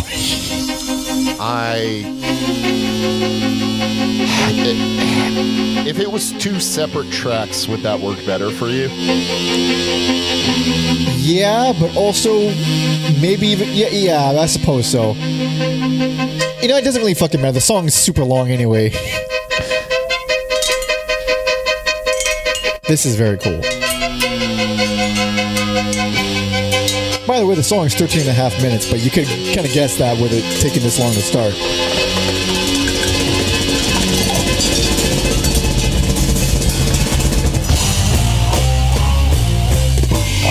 That feels great. It's one of the greatest build-ups ever. This is the hard-hitting shit that we were missing on the last album a lot. Man. It builds suspense. It does a great job of that. Even like this like fuzzy like oh man, it's just all the layers are so fucking cool.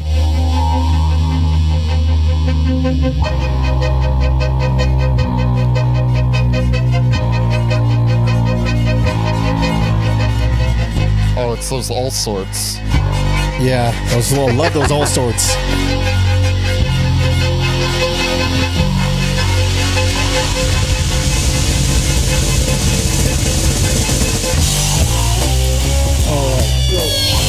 This isn't even close to a representation of the full song. Also, it's an instrumental song.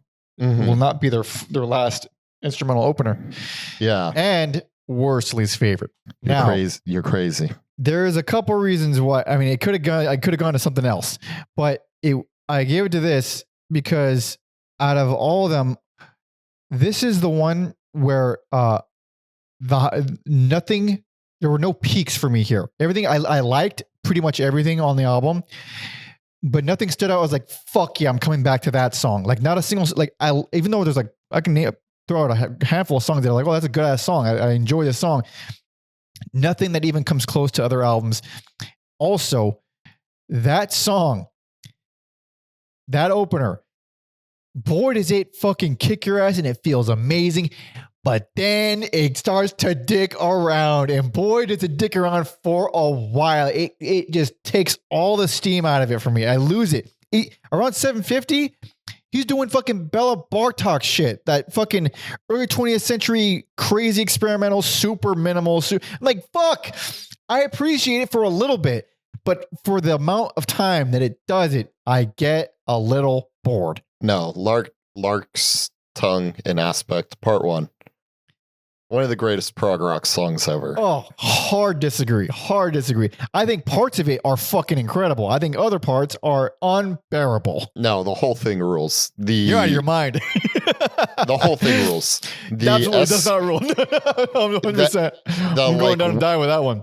Way it like escalates, and I get what you're saying about the rest, and I think that it's kind of fair. But yeah, and then you get these like math it's the first time like the riffs are like really techy, and then yeah, there's like the porn guitar part and the drum. Buford's going so hard. Oh yeah. So like around so it's like the final 2 minutes, it brings back the structure, it brings back the melody, and then it has this, man, I think the final minute in particular fucking really rolls well. It has these layered spoken voices coming in and out. It has the fuzzy ass. It sounds like an octave pedal on the bass. I don't know if it is or not, but it does a lot of great stuff. It's just that chunk where it's like, man, I'm more forgiving of it because of the boldness of it being the opening track and doing all this crazy stuff. So it is fun. But second listen, I was like, God damn, like that's a long chunk to be dedicating to dicking around on the first track. Just the right amount. But we finally get vocals on Book of Saturday. Yeah, it's like beautiful technical acoustic guitar playing. You get some like strings accompany it. And that's when I knew the like band had a revolving door of members. I just didn't realize how frequently they were changing singers, and this was every the fucking album, basically. Well, we got Weldon for 3 albums in a row. That's pretty crazy. That's sturdy for this band, but yeah, it was just like I don't know. That was the song where it's like it really is comical and like not just singing, but like this guy plays the bass too. Like they all do that. Yeah, they all play bass and sing. Like going back to what you said, like how are you able to find all these people who do the exact same thing? It's so strange. I don't know.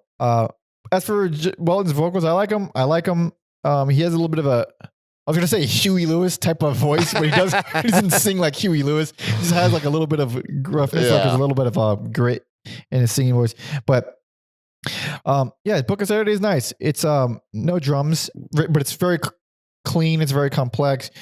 More reverse guitar sounds. They sound especially nice on that one. Short, sweet, very short.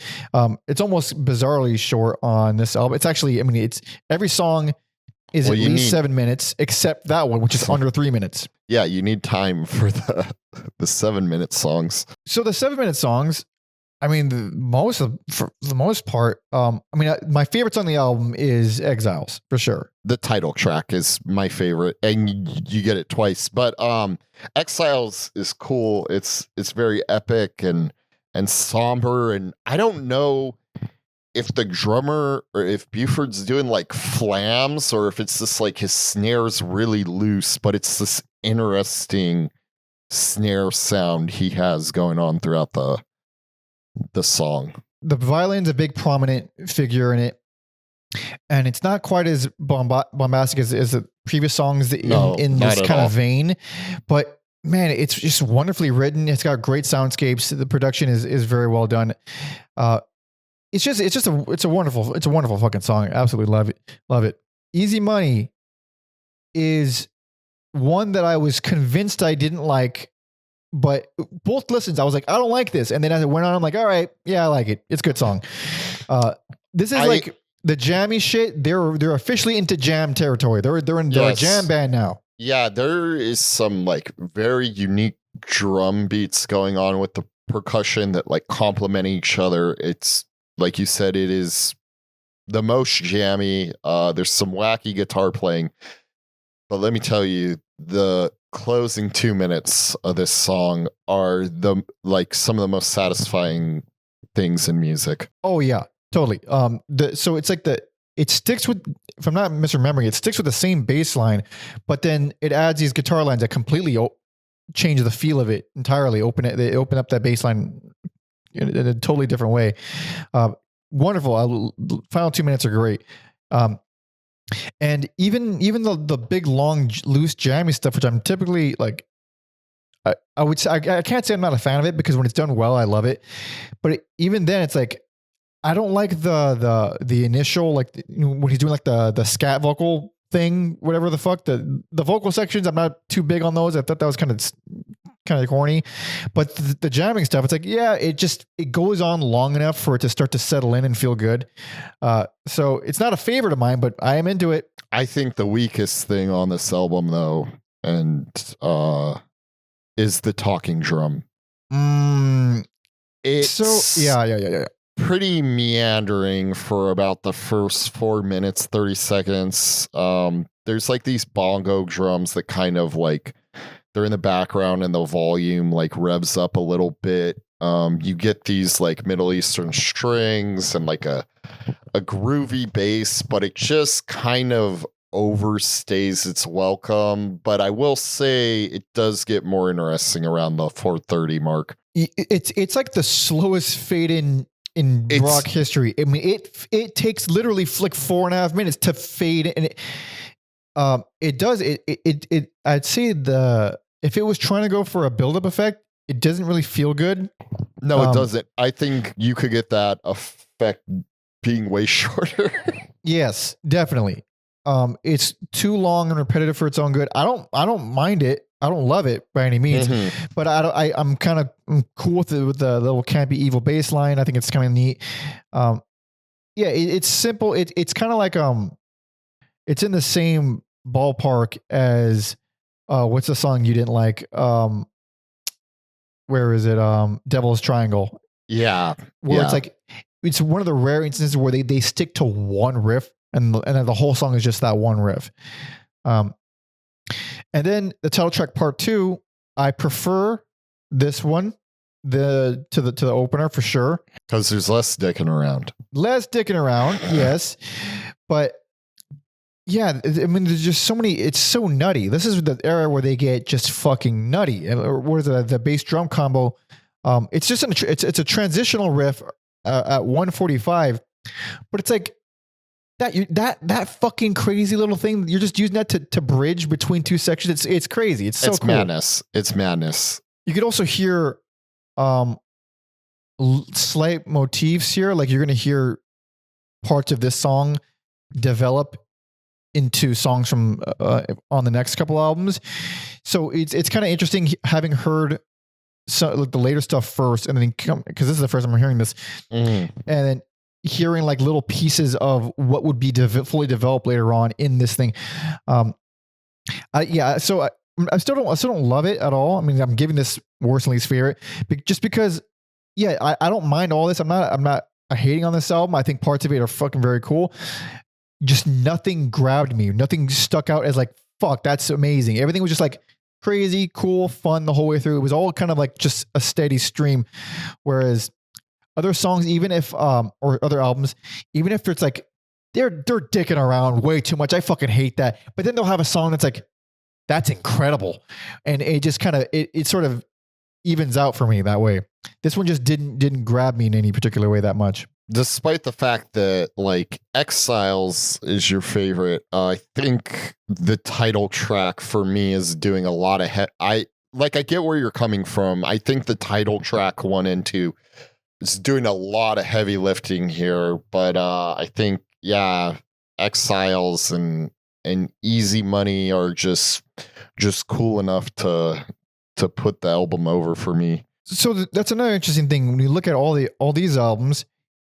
I didn't really put it together until right now. They really lean on their openers and closers a lot, which is it's a pretty smart thing to do actually when you're making albums, but they put so much emphasis into the openers and closers that the middle songs, while still good, they're not going to stay with you. Maybe it's harder for them to stay with you after only a couple listens. So out of all of the albums, this combo of opener and closer just stuck with me the least, I think. I still think they have good moments, but I wasn't blown away. I was like, I was interested in where they could take the style, but this wasn't it for me. I guess we don't really do a lot of prog rock bands because their discographies are nuts, or it's just not really our jam. Like I thought it might be my jam because the prog rock I love, yes, but it's a wide genre, man. It's a very wide genre.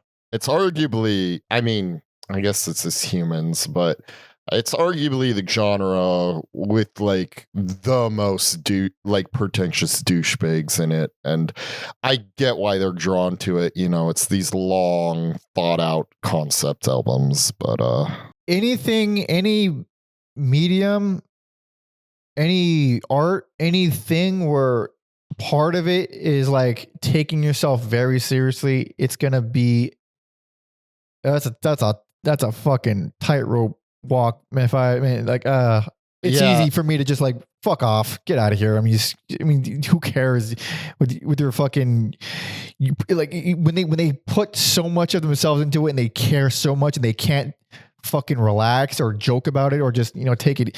It's like, all right, chill. Even if I do love Danzig and all his songs, fucking relax, dude. Quit taking yourself that seriously. You don't need to take everything that seriously. He's king of the goofy songs. And I'd argue a lot of early prog rock is goofy and silly. Like, this talked about a fucking Emerson, Lake and Palmer album cover with a fucking armadillo tank on it. Like, come on. That's pretty sick. Sounds like a stoner rock or stoner metal album cover. Sleep should do like an unofficial Turkish sequel. But yeah. So my worst, least favorite. I don't even think it's a bad album. I mean, none of these albums are actually bad albums. It's just how much jamming and dicking around can you take before you start to get bored? That's kind of where the gauge starts to turn into at this point. Because it's just not for everybody. I would argue there's levels to it. Like King Crimson and Volta are among the two bands. Like I'll tolerate it. Yeah, people have their own styles of it for sure. But it's like, I still see this alienating plenty of people who would be, really into prog rock from a general standpoint, and then like, oh, they're just jamming for 20 minutes, or they just stop playing their instruments for a cool 5 minutes out of the song. We don't get anything that severe on this album, but we will on this next album if you are ready. Oh, I'm ready. Hell yes, this is 1974's Starless and Bible Black. Get ready. I think this is the most embarrassing song that I like. Embarrassing, you say? What's so embarrassing about this, Alex? Is it when he says healthy faggot in the beginning? I only make out a few words because we don't got, what's his name? Peter Sinfield anymore. I don't know who the fuck's writing these lyrics. No, it's this part. This part's fucking... Not so much this part, but like the horns. It is silly. I have to tell people I like that. Health food faggot, hearted bride, likes to comb his hair with a dipper ride. So this is where things get fucking nuts. What's he called? That is a checkered suit. This the most insane song. It's in the door. I don't even say that. I don't even. It's crazy. How's it only 4 minutes? Like they knew it was too much. Yeah. Call him son. She canonized the ground that he walked upon. So this one is all over the goddamn place. Cigarettes, ice cream, yeah, dude, cigarettes and ice cream has been stuck in my head for like 2 days. Every part of this song gets stuck in my head, whether it's the zany, wacky shit, the cigarettes, I like. And then this. So, dude, it's been 2 minutes and they've already fucked with like 4 different songs. I mean, they've mastered. They like figured out a way to condense their songs, and it's great. Yeah, it's so. This is.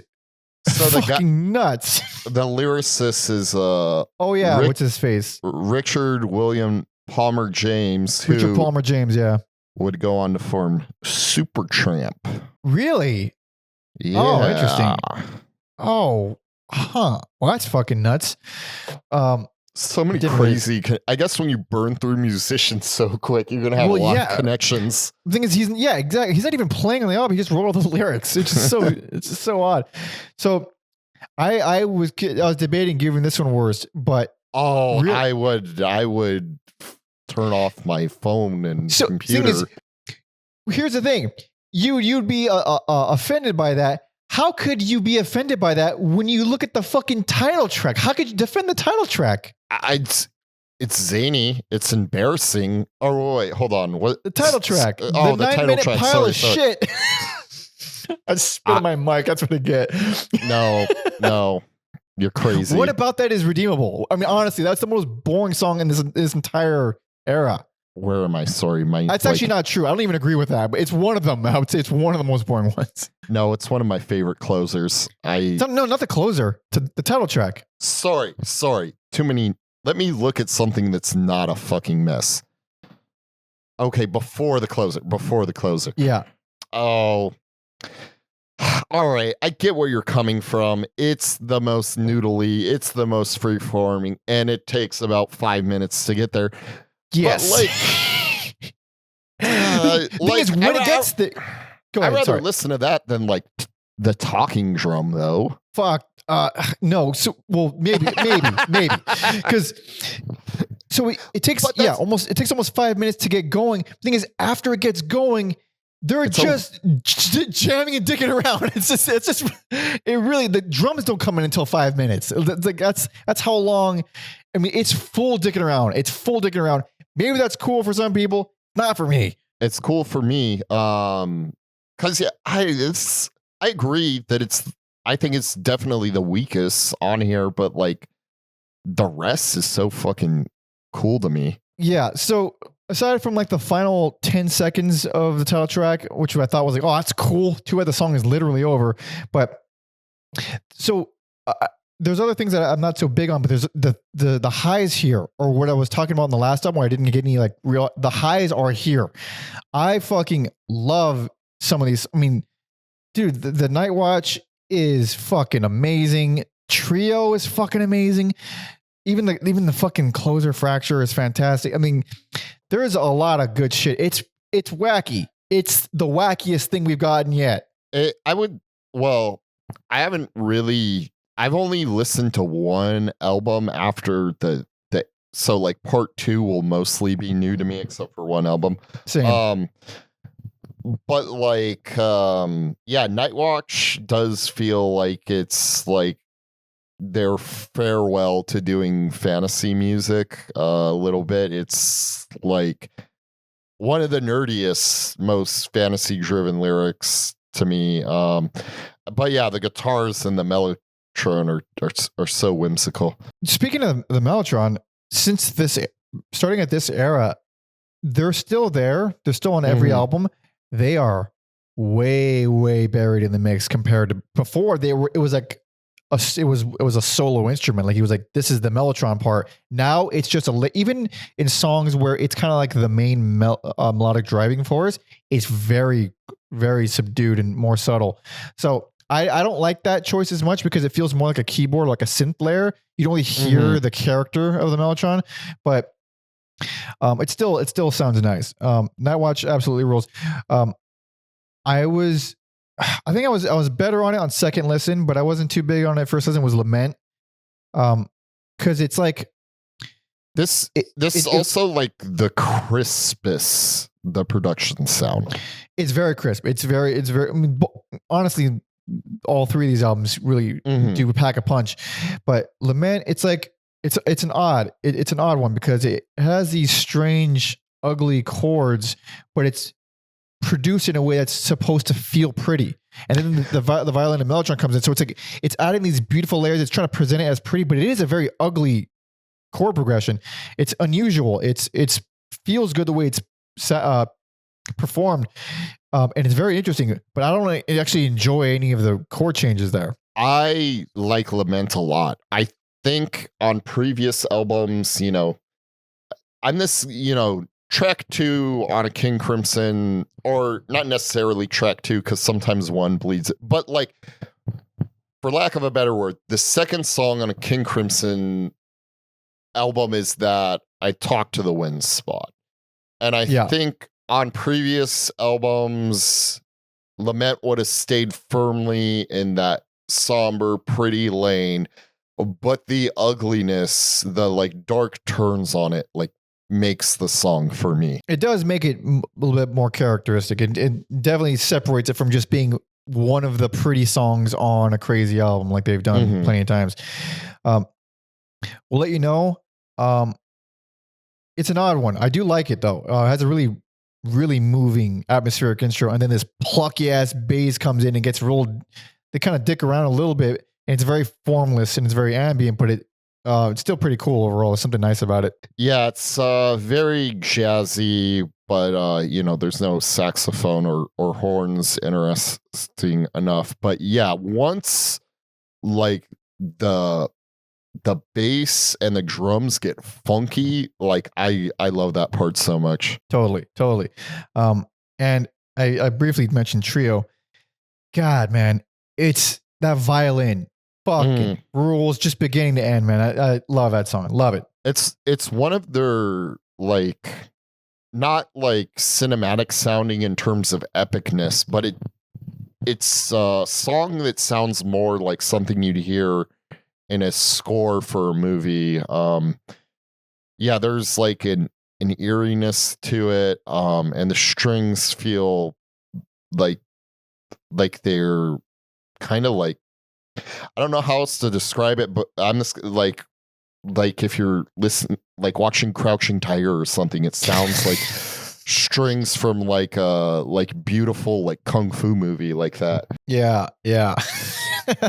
Crouching Tiger, hell yeah. I've never seen that actually. Holy fuck. I love kung fu movies too. If they're like, I kind of hate how, like, I'm sure they made a lot of fucking money off that movie, but I also kind of hate it because growing up and watching that in real time, I think it was like viewed as like a splash in the pan movie. A lot of people who wouldn't normally watch those types of movies were watching it, so it felt like novel, and I think it kind of like got written off or forgotten about a little bit, but it's great. Like, and yeah, it does feel like a almost like a lost art form. Like, who's really fucking around with like wire work these days? Even like Chinese, like who's really doing that anymore? So it's like kind of the end of an era there. Yeah, it was parody to High Hell too. And yeah, it had so many, like, I don't want to call them intimidators because I feel like they stand on their own. Like, you mean imitators? Sorry, yeah, like Hero, or I think it was like Curse of the Golden Sunflower. I'm spacing, but like Hollywood went to that well to also like try to find the next Crouching Tiger. So like living through it, I don't think it was like overrated, but now it's like underrated. Anyways, that's not a rant I was expecting to go on, but not at all. I don't think anybody was. That's not bad.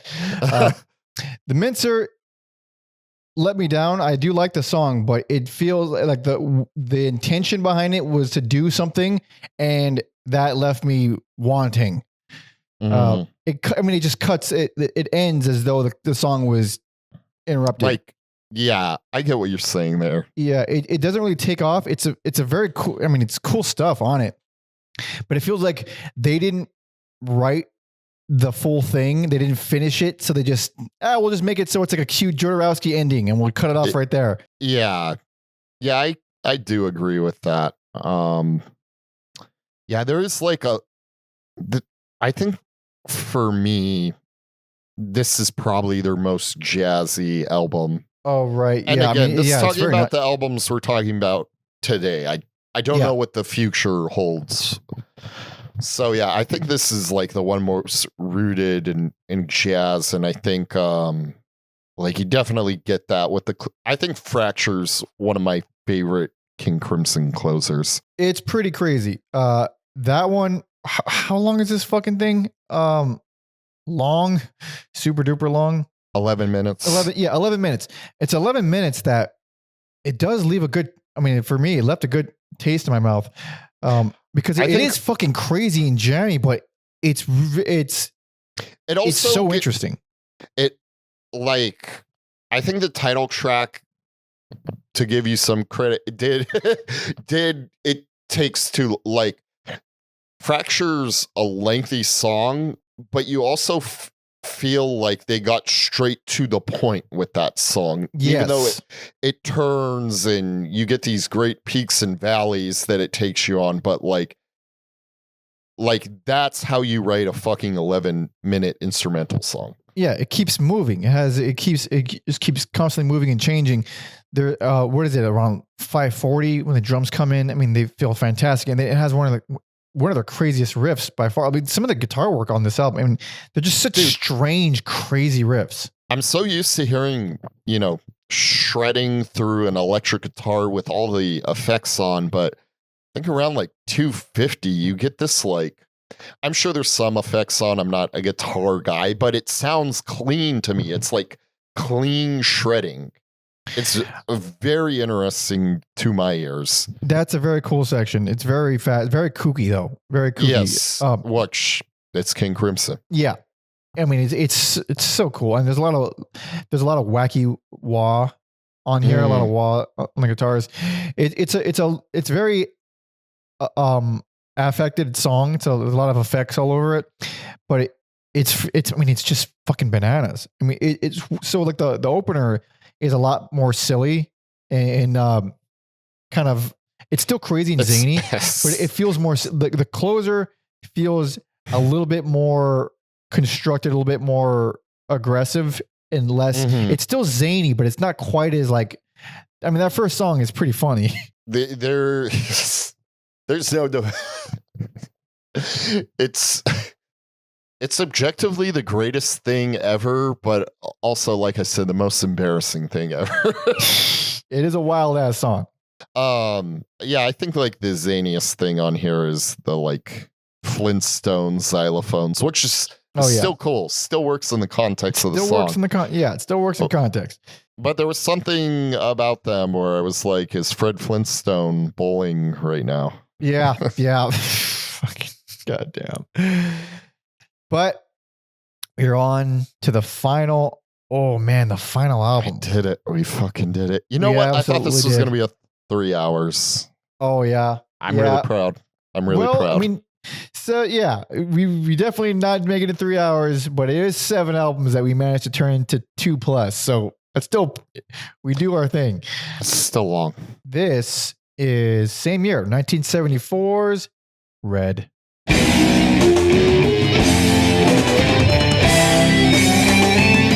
Now talk about an opening riff. This is what I was talking about earlier in the episode. What's the jumping off selling point to try to put words to someone in 1974? Hey, do you you should listen to this. Also, 7 albums in 5 years is pretty impressive. Especially ones that change this much.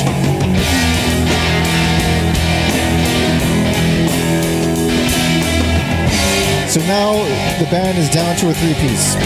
Which is insane. It is insane. It's just Robert Fripp, John Walton, and Bill Bruford on this album. And I believe that's what they attribute the heaviness that you're hearing now to. Every single time, I can't believe it's 3 fucking people. Yeah. Obviously, there's lots of overdubs, tons of overdubs, and there's a lot of guests on here. But this is 3 dudes.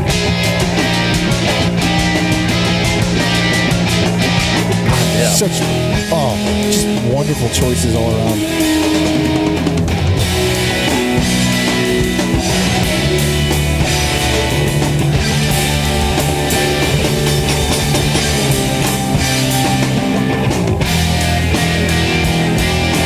So you will also just go ahead and listen to the whole song on your own and the whole album on your own. The whole fucking album, because best personal favorite.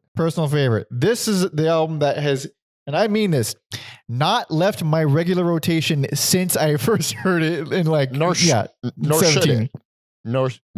This is my most listened to King Crimson album.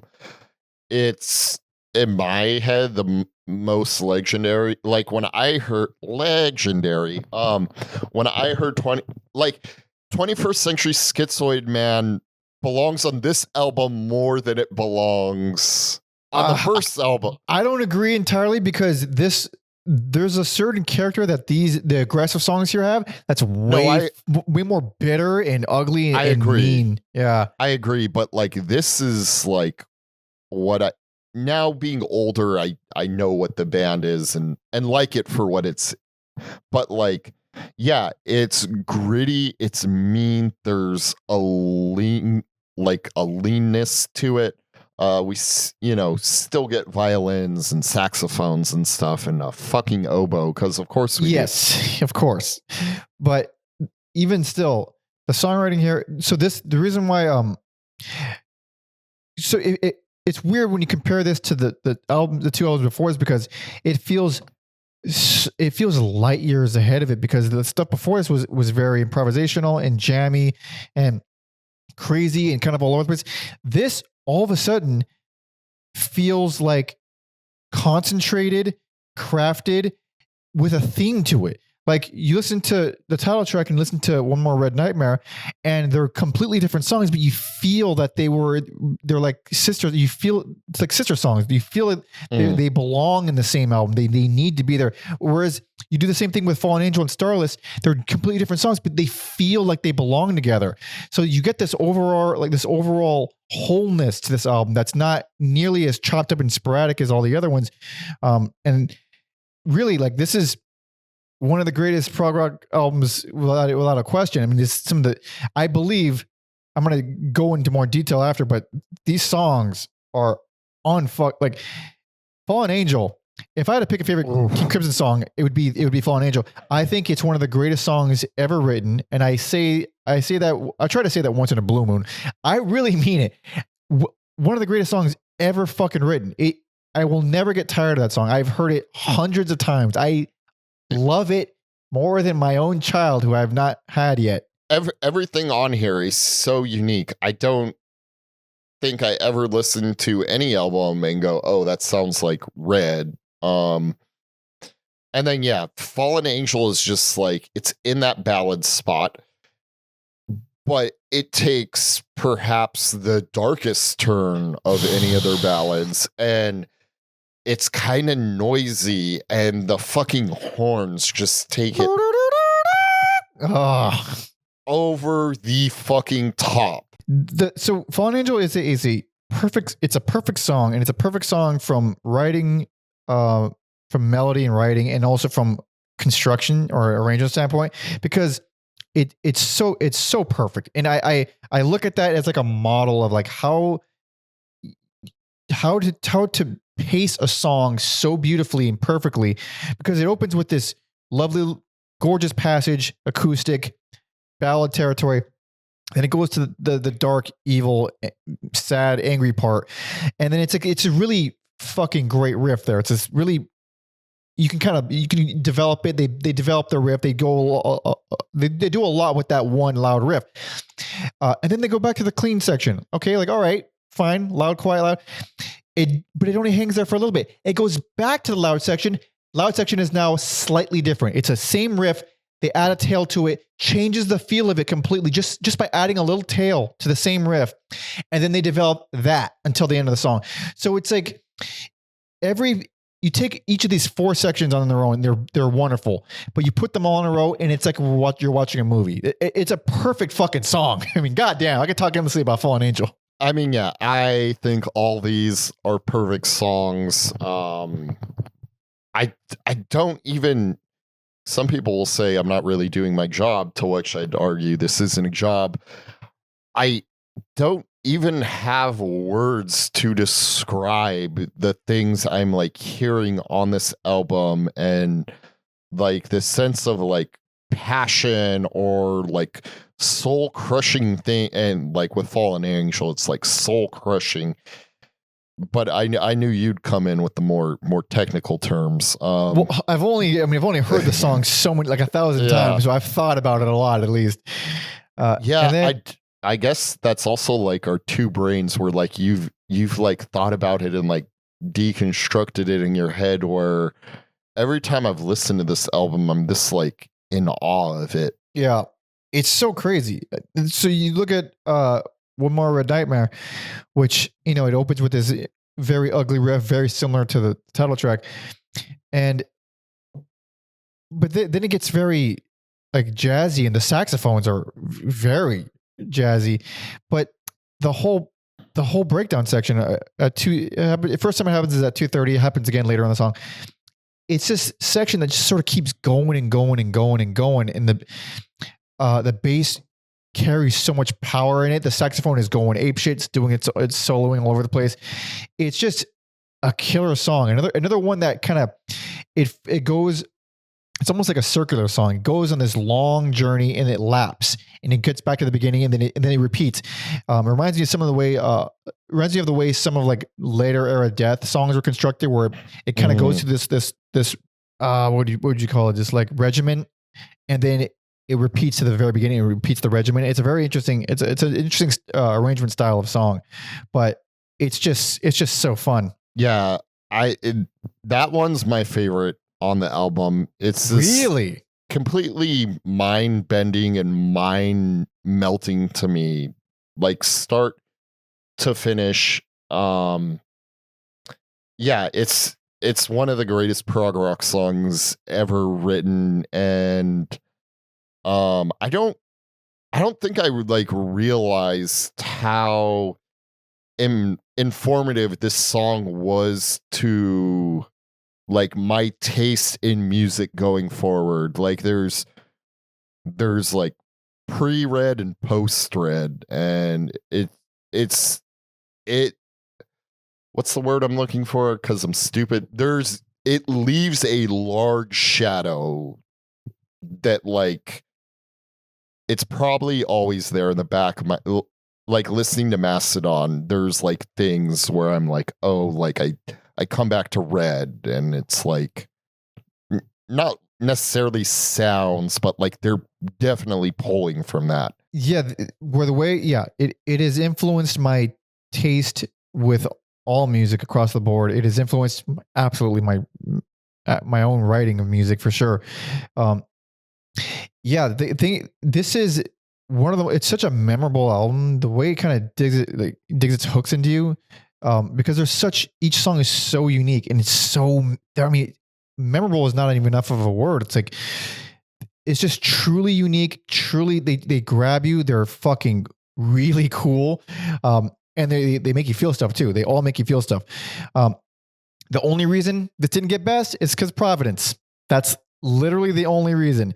And guess what? If it was shorter, if it was 2 minutes, it would have got best. It's 8 minutes. That is the only reason I didn't give this best, Alex. I like it. It starts off like a horror movie score. It gets noodly and proggy though, so I get why you don't like it. That's the thing, like it's actually their creepiest song. I mean, of this era. It's their creepiest, and I thought like, oh, but this is actually landing with the violins. It's actually landing as something kind of eerie and horror sounding. And then it just kept going and going and going and going and going and going. And like, okay, all right, attention has finally left the building. I guess if I'm gonna, be nitpicky, I will give it to you because this is one of those albums where it's over and I'm fucking upset that it's over, but it's also probably a plus that doesn't do anything else. Like, they didn't fuck up the album. To me, it's a flawless album, and like, it's so good. I wish it was longer, but who knows? You put on like one or two more songs, and maybe it's ruins the magic. Yeah. So if I'm being nitpicky, this is a 40-minute album, and that is roughly 1/4 of the album. It's a good chunk of the album. Yeah. So fair. Yeah. But then now we got to talk about, honestly, another one of the greatest songs ever written, but in a different way. Starless, which is, you compare this Starless with the Stars of Black of the previous album. Go fuck yourself with that other song. It's not even a comparison. No, even though it does share the words, the words. And all. By the way, I don't know if you know this or not, but this song was used in a movie, Alex. I didn't. What? Do you know which? You don't know which movie it is, Alex? Don't look it up. I'm gonna bless you with this information, Alex. Was it in a Paddington movie? Close. Mandy. Oh, you're right. The entire first 4.5 minutes is the opening scene. They use the entire chunk. You're right. Mandy's such a fucking fever dream that I fucking forgot about that. Great movie.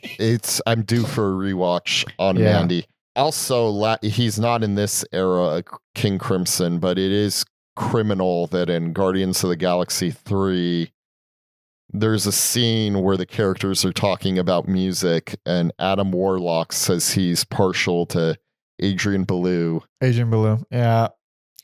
They bought him up, and they didn't put any of his fucking shame. But you know what? They put "We Care a Lot" by Faith No More. That in is movie cool. too. That is cool. So I'll take "We Care a Lot" in an Adrian Belew reference. Yes, that's good enough. So the first 4.5 minutes is very similar in style, I guess, to like the quieter sections of Fallen Angel, but it's a lot darker. It's a lot more dirgy, but it's so smart. The writing of it is so beautifully constructed. It's haunting. It's absolutely gorgeous. Eerie, melodic. And the main driving melody lines is a mellotron, but it never, even though I've heard this album so many times, it never registered as a mellotron. I just thought it was like, oh, keyboards, because it's so subtle and low in the mix. It doesn't really feel as much like a mellotron as some of the earlier albums, but it is gorgeous. It is absolutely wonderful. In my head, this is a 6-minute song. Listening to it for the podcast, I was like, it is a doozy. It's a great doozy, but it's heavy in the best way. It's 12 minutes, and the first 4.5 is that beautiful song. It's a song. Starless. Yes. Yeah, it's a song. And then after that, the remaining 8 minutes or so, it does something completely different, and it nails it. It goes into this completely different style of riff. It's a little bit more on it's not quite Evil King Crimson. It's a little bit more. I think I know what the part you're talking. It's very like seedy and dirty and grimy. Yeah, it's a little dirty. Yeah, but it takes its time. I mean, it comes in with these wood blocks that are really, really spaced out, and then the wood block they start increasing in frequency, and then drums come in, and it slowly starts building and building and building until finally it's full on fast and jazzy with another sax solo. I mean, it goes so hard at 9 minutes with that fucking sax solo. You know what this song does that very, very few songs can do for me? It has unlocked the power of the smooth sax, because you strip away all the other instruments, and there's sections where like, that's a fucking Kenny G ass, like that's what I'm talking about when I say smooth sax. Like, yeah. But it's so fucking good, and the way they place it with the rest, it's just like, fuck you. Yeah, all Fripp's an all timer for. I'm assuming he's like conducting it and like recruiting these people. So yeah, it's the sax is so well done throughout the whole thing, and really the whole jammy section, because it is a jammy section, but it doesn't feel like they're just jamming. This is what I mean by why this album is so much more constructed and honed in than the other ones. It's like the song like this, they are technically jamming on this one riff for a long time, but it feels so intentional. The riff is so goddamn cool that you kind of want to hear it, or it's an infinity riff. You really don't want it to end. You just keep it looping forever. So it just has Devil's Triangle. Unlike Devil's Triangle, but it just has all the elements to where you want to hear it jammed. But the thing is, it doesn't even it doesn't lean on the fact that it's a very addicting riff. It still changes and develops and gets crazy and jazzy, and it brings in the very first chunk. It takes that chord progression, and then it makes it fast and jazzy and crazy and loud, and then it ends with just a big bombastic version of the intro. I mean, it's so smart. It's a real fucking masterpiece, really. Yeah, I feel like we get enamored with albums here, and we'll give credit where credit's due, but I don't think we've really I think it's pretty fucking, let alone both of us, where like we have so many like overwhelmingly like positive things Yeah. to say about an album. It does happen, but it's like this is like if we had like albums we got to put in the Hall of Fame. This is Hall of Fame. Easy Hall of Famer. Easy. Yeah. Even though because of Providence, I don't think it doesn't have it's not paced as well as the debut, and it doesn't flow like beginning to end like that. The things that it does, the songwriting, the fucking heaviness, it's just out of sight, man. God damn, there's no prog rock album like it. I mean, there may be some that try to be like it, but this is it, right? This is Red. Yeah, not before, not after, and smartly so. Like, I don't know, it would just suck if someone was doing like Red worship, maybe like for one song, but yeah, I don't know. It's lightning in a bottle. This is too unique. The songwriting in here is just so unique to this album. It doesn't sound like any of the songs before on albums before this. It's just such a it's Red. That's all it is. Also, it's Red. You got to hear it.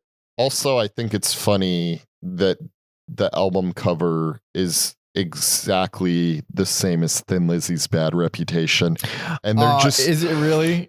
Two totally different albums. Like in my head, I want to find another one. That's the trilogy right there. It's King Crimson's Red, Thin Lizzy's Bad Reputation, and it's very similar. Yeah. I mean, I do think that's Thin Lizzy's best album. I mean, honestly, man, I love Thin Lizzy so much. I think like last year, I like unintentionally went through their discography again. Wow.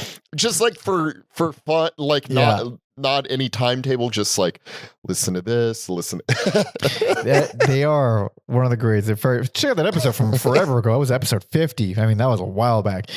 But yeah, Alex's best personal favorite, my personal favorite, and the last album they did before they broke up the first time. And which is fucking funny because it's just Robert Fripp. There's no reason to break up. Really? Yeah. I mean, I guess take a break from like the thing is, it doesn't make any sense because he does whatever he wants with this band anyway. Like, so, well, it didn't take, obviously they reformed later, but they finally disbanded September 25th, 1974. And Fripp went on to play with David Bowie, Peter Gabriel, Daryl Hall. Daryl Hall. Shout out to Daryl Hall. Hell yeah. And then he had a solo career, apparently formed the League of Gentlemen, and King Crimson was no more until it wasn't, until the 80s. Yeah. Yeah. Ooh, not looking forward to that. Well, here's the thing. I've only heard, like you, one album from that era. I bet we heard the same one. And I don't think we, let's just say what it's going to be a while. What was yours? Discipline. I've heard Thwack, the 90s album. All right. Well, I was very much, I mentioned to Tom, I was like, I'm not looking forward to part 2. And he's like, hold on, buddy. They got some good stuff in that part too. And he's citing stuff like some of like the more recent stuff that's like, that he thought was very good too. So I'm not dreading it. So it's not going to be this. I'm just dreading the 80s part the most. I think the 80s is actually where some of the good stuff is. We'll see. We'll see. I know Dylan has been on an 80s King Crimson binge, she told me, for some reason. So, well, there's something to that. But until then, let's do a little recap. Worst, least favorite, Islands. This whole part of their career is fucking great. I think if you're a fan, every album's worth listening to. That one's just there's some good stuff. And then best personal favorite, Red. Just say, even to this day in 2025, there's nothing like it. And for me, in the core of the Crimson King, best, it's so damn consistent. It's very groundbreaking, but it's also just wonderfully paced, beginning to end, beautiful, gorgeous, and very moving. And some of the greatest mellotrons you'll ever hear. Worst, least favorite, Larks, Tongues, and Aspic, because, well, it's the beginning of the jamminess. It's the beginning of the dicking around, none of which I'm a fan of, but mostly because I just wasn't grabbed any particular way by any of the songs. Red, personal favorite, because it is just so goddamn good, and only didn't get best because of Providence. Really, it's only the one reason. It is that good. It is. I would have 2 bests for this episode. So listen to that if you haven't already. Hell yes. Closing it out, we are finally done. Holy shit! Oh my god. Part 1 in the can. We'll be back with part 2 probably in like some weeks. We need a little bit of a break. 5 episodes usually. I don't know. Usually 5 episodes. So most likely 220. Episode 220 is going to be part 2. So yeah. Until then, thank you so much for watching and hanging out. And if you hate us and tell us why we were wrong about all this stuff, go ahead and do that too. You're entitled to your own life. I just realized I've opened myself up to the ridicule of prog rock fans again. God damn it. Their opinions are about as meaningless as everyone else on the internet, including ours. So who cares? Say what you want. But you could also subscribe and do all the stuff and all that. And that's very cool too. You can follow me on all social media at Panda Monkey and Alex on Bluesky at Octatron 3030. Don't forget to follow our history guy, Tom Osman, at Tom Osman Sounds, and TomOsmanSounds.com for his music and his podcast, whatever comes next, where he interviews a bunch of indie musicians. It's very cool stuff. Links to that in the description. My EP, Panda Monkey, description for that. And of course, Patreon, baby. If you wish, Patreon, please support us regardless. Alex may be leaving the show in about a year, but you can still support us. I still got bills to pay. I still got shit to get done. I, made the commitment to let you know till to December 2025. I would greatly appreciate the support. And even though you don't have the producing powers that you once had. Hell yes, exactly. So yeah, there's still plenty of perks there. You still get bonus episodes every month, a couple bonus episodes a month. You can still get the vote on polls to decide who we cover next. You can talk to me in the Discord. The Discord, of course, you hang out with Alex and all the whole community in the Discord. A bunch of fucking music nerds. It's wonderful. It's, especially if you feel like you can't talk to people about your weird music taste. That's where you go.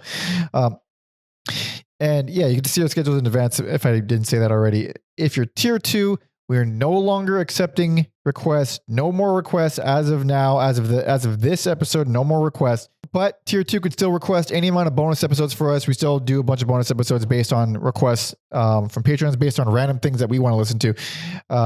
So still feel free to go tier 2 if you want to have us do bonus episodes for you. But no more requests. It's sad, but really, there's going to be a lot of good stuff this year, so you might not even need to request. And closing it out. Actually closing it out. I said that earlier, but I didn't mean it. Now I mean it. Final song.